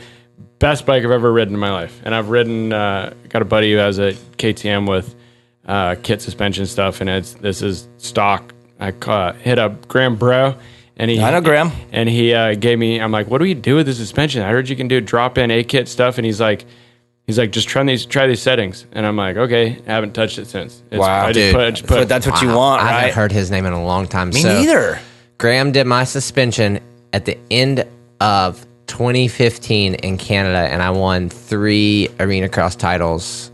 He did do your indoor. Sick. I won the stuff. 250, the 450, and they had a Clash for Cash Open thingy. and his suspension was filthy good. It was good? Oh, it was so good. Had those Cowies cherry. Daniel, I probably have the text, but Daniel texted me after I won all 3, and he said, whatever you have to do, run his suspension in 2016. Did it happen? It didn't. It did not. It did not. Next one, Joe. Kowski 305 says, what's your guys' summer plans? Anything exciting? Start with you on that one, Joe. What do you got going on? Other than going to Salt Lake City in 2 weeks. Summer plans, man. Just kicking it. I plan on barbecuing as much as possible, like every day. Cool. And I'll be here. Yeah, getting as tan as Jacob Hayes. Do you have a Traeger? No. Okay. You're going to need some short I got shorts, Joe. something way better than a Traeger. Okay. Don't worry about that. If you want your thighs, yeah, tan, you got to get short shorts for that. for tan thighs. Well, like Jacob. I got the banana hammock that I was wearing earlier, so we're good. It looks good on you. Thanks, buddy. What's your plans this summer, Jacob? I mean, you got a lot of plans.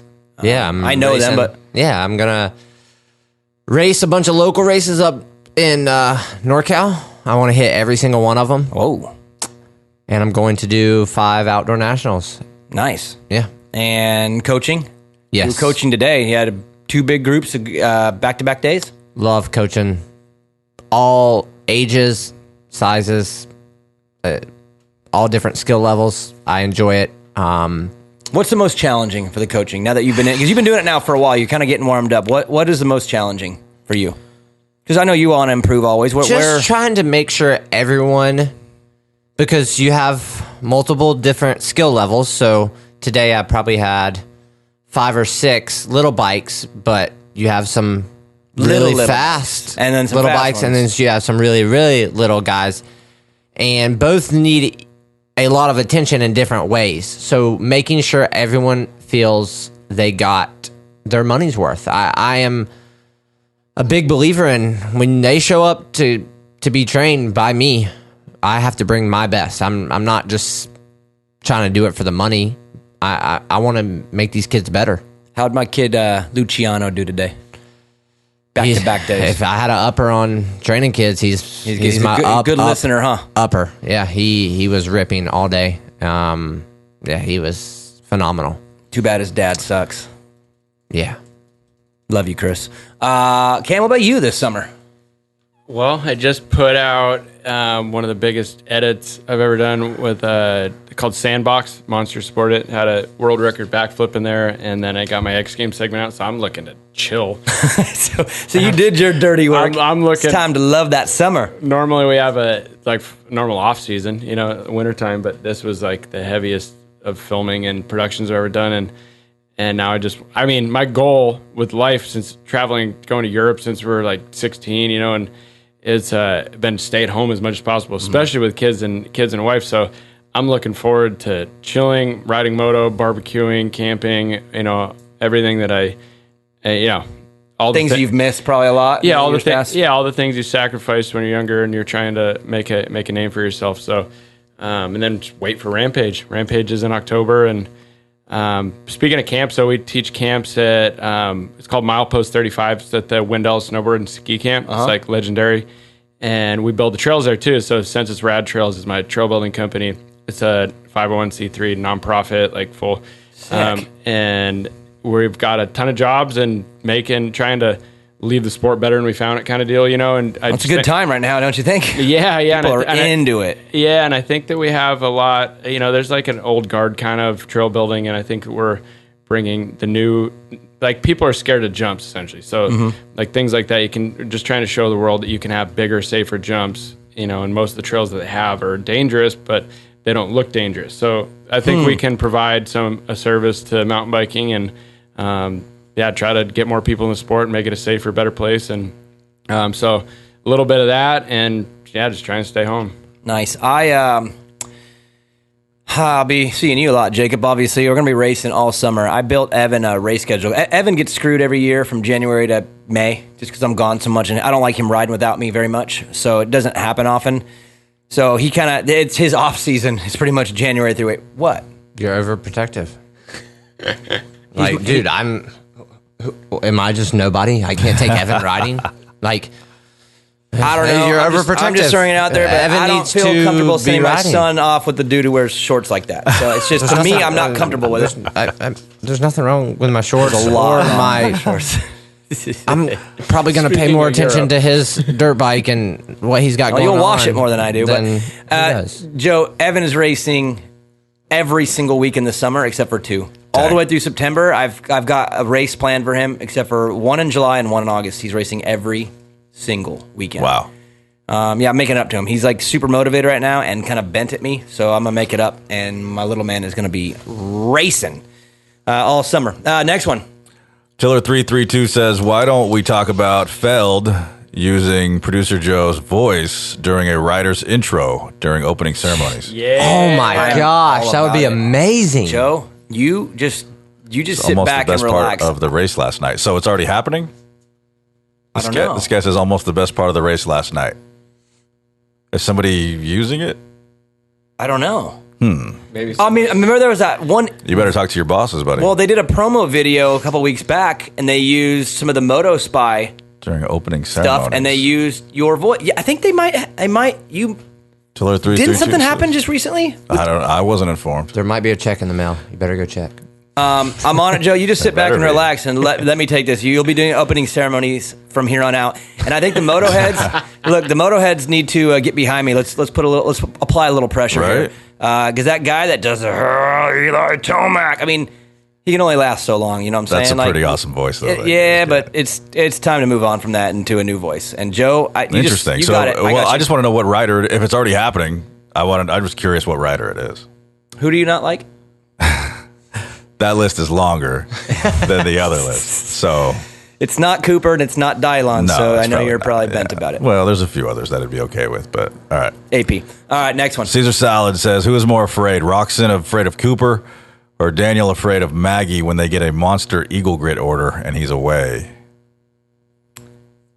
I'm pretty afraid of Maggie, but I don't know. I think Kenny might be. I don't know, Jacob. What do you think? I'd say you. It's been rough, Joe. I've been terrified of her for boy. like 3 Yeah. months. She's Yeah. not happy. Oh, boy. But we got through it. We're happy now. We're all good. There it is. She texts me. Oh, no. It's my daughter texts me from her phone. Next one. Jordan 84, will Kenny be as absolutely terrified of Cooper when outdoors roll around, or is it just a Supercross thing? I'm going to take the lead on this one, Jacob, and you can argue if you want. And Cooper, I apologize for you when you hear this because you listen. Kenny's got your number outdoors. I'm sorry. Kenny will beat Cooper outdoors. Just in points or Just in the majority of the summer. I actually feel pretty strong about Kenny's chances this summer to win the outdoor title. He's won more outdoor stuff than he's won. What? Jacob? What about number 3? You're right. He's number 3 again. Fuck, I forgot about Zacho and AC's. Dude, the outdoors are actually going to be pretty cool.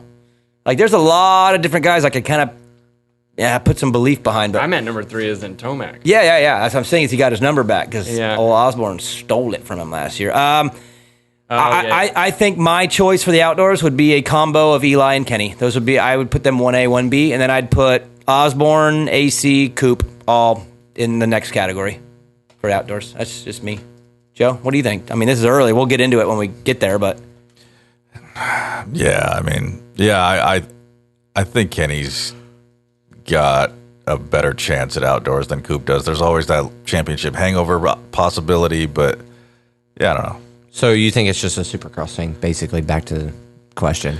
Like, you think Kenny's just scared of Coop in Supercross? yeah, I actually think Kenny has a harder time putting together the entire Supercross season. I think outdoors comes a little easier. I mean, he was a world champ at 15? He's won 250 outdoor, 450 outdoor, world. I mean, I think outdoor to him, he's really, really phenomenal. In Supercross, he is too, but he just has a hang up on getting through the entire thing indoors. There's something different about indoors, I think, that gets him. And again, I think it's a little bit more mental indoors. I think outdoors is more physical. And I think Cooper gets him mentally indoors. And I think on outdoors, you don't have that issue. So that's just my thought. I don't know. I haven't thought about it deeply. So it's just kind of coming out of my mouth, just wide open with no thought, really. But Random question. Why do you just say mentally? what do you mean? Why are you saying Cooper has him mentally? Oh, because Cooper gets in his head. I mean, it happens. How many times has it happened this year and in other years? I think it comes down to mental. The majority of the times. Okay. And I think Sexton's going to be good outdoors. I think the outdoor Ferrandis is going to be good outdoors. I think the outdoors is going to be sick. Cam, what do you think? Osborne. I mean, Osborne. Speaking of, we're just talking about the mental giant of Cooper Webb. He's another one. Osborne. God, the poise he had of just sitting on the line when his bike wouldn't start and like just chilling. And then Didn't even freak. Didn't freak. Like, I think Osborne is going to be forced to be reckoned with, and he's obviously focusing on outdoors right now already. Like, Yep. I'm extremely excited for it. I think that it's going to be equally as if not more competitive than and close for a title race as Supercross season's been. Yeah. or as many people that could win on any given day. Same thing. I think it's going to be one for the record books for sure. I agree. Joe, next one. Moto coverage says, who has a better chance of winning one of the Salt Lake City races, Sexton or Anderson? God, both, man. I feel like both of them are like close, right? Like, don't you think, Cam? I mean, if Sexton wins one of them, I'm not surprised anymore. Like, I'm ready for it, and Anderson too. I feel like both could win both of them. It's kind of funny you mentioned that question. I think that two of those are probably the two most likely to win the next 2 weekends.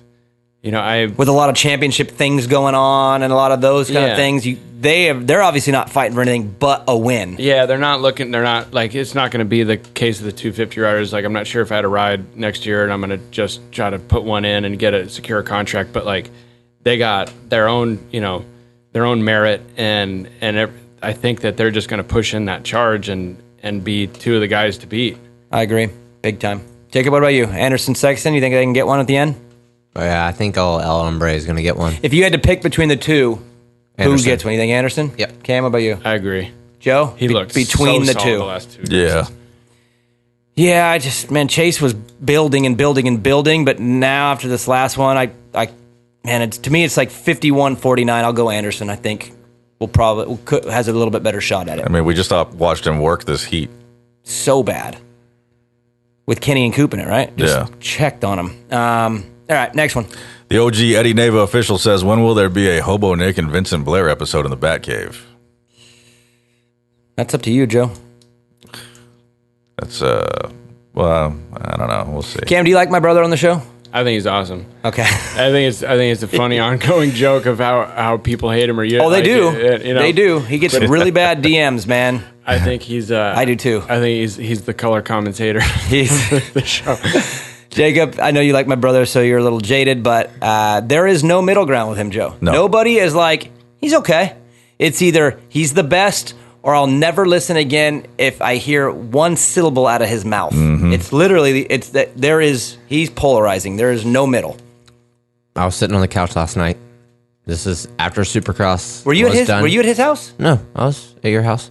Oh. Sitting on the couch, and Maggie was, must have been on Instagram, and all I heard was, highway to the danger zone. And I literally just started laughing because I knew it was Vincent. Exactly what it was? I knew it was Did you follow my brother on Instagram, Cam? I do not. Oh, God. It's almost over now, but his stories during Supercross, it's bad. Sometimes it's bad. gold. It's where all the degenerates go to party, right, Joe? That's right. That's where they all party at night, is in Vincent's Instagram stories. Next one. Andrew McLaughlin says, why are you guys web worshipers, and when do you hold services? Usually every Sunday after the races. Yeah. I mean, what am I supposed to say? Now. He's a boss. Like, I obviously am a little closer with them. Jacob, you're really close with them, but I don't. It's not even because of that. I mean, I feel like I talk decent shit on him on this show when it's deserved. So I feel like I'm fair about it. But what am I supposed to say? It would be stupid of me to not acknowledge the things that he does. He's insane as a racer. Insane. What am I supposed to say? He is. It's like a biblical thing. Like, he is. He is. He is. He is. Joe, I don't know. I feel like we're fair. Sort of. Yeah, we have our guys, but we're fair, across the board. It's no secret Ken's not my favorite guy, but hey, when he does good, I give him props. Why do we worship Webby? Because he's just a cool guy. He's just a badass. Yeah. He's got a cool attitude. Here's and he backs one it back. Up. Why don't people give Webb the credit he's due? I think we talked about this a couple of shows ago, some just don't like him. Some just don't like him. His attitude can rub people the wrong way. The same reason it rubs me the right way. Okay, I like it. Rub me the right way, Joe. Write that down as a show title. Last two. That's exactly what I was thinking. Two more. Florida Man 330 says, is it possible Eli is only a one-time 450 Supercross champion in his career? Dude, with the field the way it is, it's possible for sure. And I am hearing now that maybe the career is going to be extended a little longer. Jacob, did you hear anything about that? I know you're kind of in the know, but different circles. But I heard he was like on his way out, and now I'm hearing maybe an extension and going a little longer. I haven't heard anything. Cam, you said is he your favorite guy? I'm an Eli fan. Yeah, mainly just the mountain bike pedigree for sure. Like with his dad, with John. His dad was him, Palmer, Eric Carter. Oh my gosh, Palmer. Yeah, now Palmer. We call him Shitty Uncle Sean now, but Palmer has been my all-time idol for sure. But Tomac was Tomac was like the other guy, you know, and world champ mountain biker and cross country and national champ downhill. Like no one did both. So anyways, it's hard not to like Eli and watch his upbringing and hear about John Tomac's son the whole time, and then see him be badass too. The raw speed is like kind of stewardish, you know, and just like on it, like not this year really. It's not too indicative of it, but when his other past seasons, on a good day, no one beat Eli, you know? Yeah. Like he was his own worst enemy, unless if he was on a good day, no one was touching him. So that's it's nice to have like root for the guy that's just the fastest. Yeah. The results might not, yeah. He's the fastest on a good day. With the field the way it is, there's no guarantees anymore, man. Eli could win next year. Cooper could win next year. Kenny could win next year. Chase could win next year. Adam could win next year. Anderson can win. I mean, the field's too dang gnarly to just say, yeah, a guy's going to win another one. I mean, he might get one, and he might get more. Dude, who knows? This field is insane, and that's why I think, Cam, to your point earlier, that's why it's been so damn good. And there's so many good guys. You just never know who's going to be loose and who's going to be good on a certain night. It's all over the place. You see that across so many sports nowadays. The talent pool, like the level gets higher at the top guys for sure, but the talent pool, it just gets so deep, and the margins get so small in every sport nowadays. So it's exciting to watch. So it makes it fun. Joe, last one. MX Nut 23 says, how many times can McAdoo come back from the dead? Well, the first Saturday, he had two of them. One on the over bridge, then one on the whoops. Tuesday had the big one. This Saturday, he had one in practice and three in the main. So 1, 2, 3, 4, 5, 6. So 7 in Georgia. Dude, he almost used them all up. He only had 2 left. The guy, 7 big ones, man. 7 big. Wow, the one on the whoops wasn't too bad, but I guess when your body's already racked, they're all big after that, I would think. But that dude, don't ever question his toughness. Two life-altering crashes. Like, yeah. Two like crash rules of all-time Supercross ever. And so I think that if he's shown anything this week, I think that he has more than 9 lives. I think you're not going to see the end of him if he has 2 more big ones. Yeah, he's got triple digits. The dude is wild. Joe, it's a good show. Good show, buddy. Did you like our guests? Oh yeah. I like one of them. Cam was cool. Jacob, deal with him all week. I got one for you. This is for you. What? This is from my buddy. It's a question. Okay. You ready? Yeah. Does Daniel get tired when he walks through the Supercross loops because of his height or his mask? Height. Well, sorry. I don't get winded. Height. I don't get winded. I don't walk through the whoops. My height is not an issue because I think who that's coming from is my size, and they can eat one. And the mask, for all you mask commenters in the YouTube and all that, you guys all know, like, there's probably some agreements in place between a lot of very important parties to make the series happen. I kind of got to follow those guidelines if I want to keep my job. Can you all just understand that? Because it's been now 15 weeks, Joe, and I still get ripped every single week telling me to take my mask off. Believe me, I do when I can.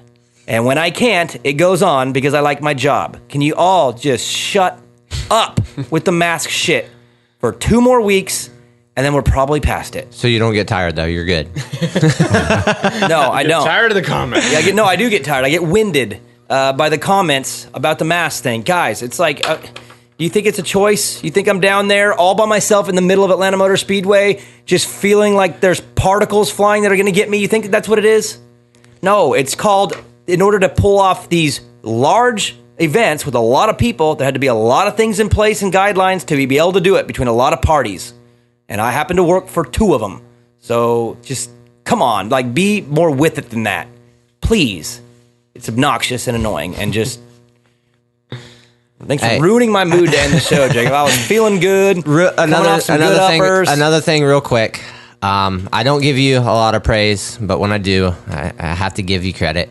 So me and my wife were watching Supercross, and she's like, gosh, thank goodness you're in whoops, or Thank goodness you're in whoops. Thank goodness you're good in whoops.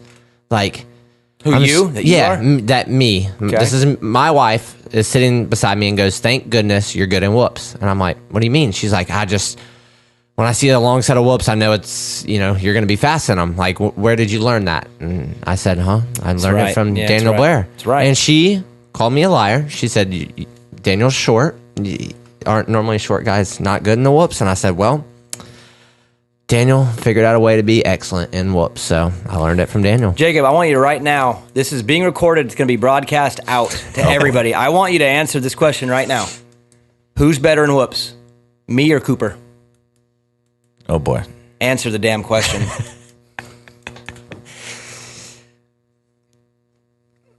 I'll go on record here. Well, first lap. Listen, hold on. That Let me answer. long of a pause is your answer. No, So let me you answer. already know the answer. Let me answer. The very first lap, no one else going through the whoops.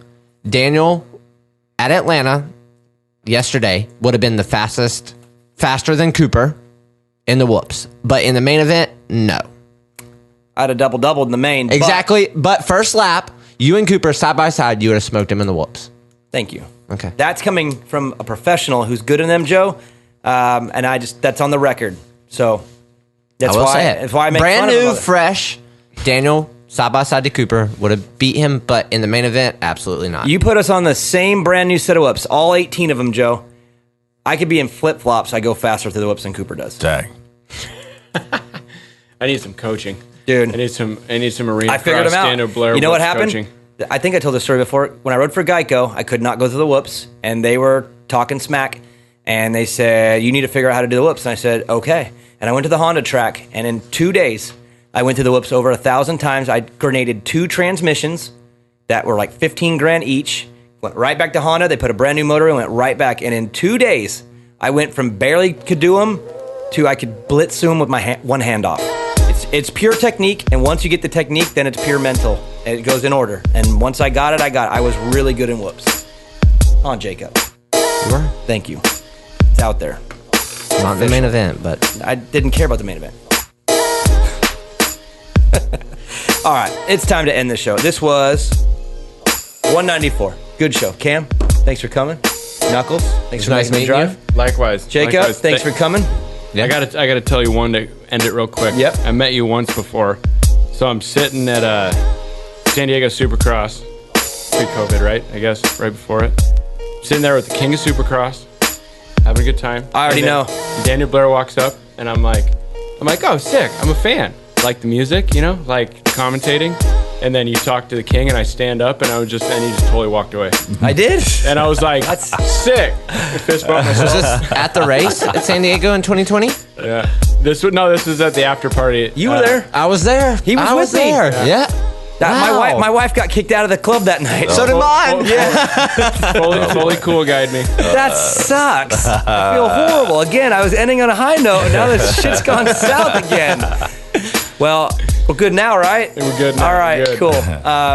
Joe, let's end now before anything ruins this. Please. 194 is over. Fly Racing, Mika Metals, Motosport.com. Oh, give away a gift card.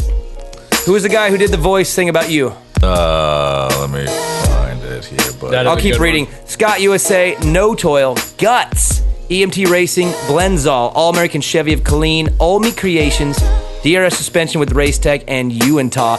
Joe, who wins the gift card? The guy who wants you to be the voice of Supercross. his IG handle is Tiller332. Good job, Tiller. You won the motosport.com gift card. Jacob, don't say anything. That we're on a high note. You're going to ruin it. Let's just... Joe, press the button. End the show. End the show. Okay. No, end the show before he says anything.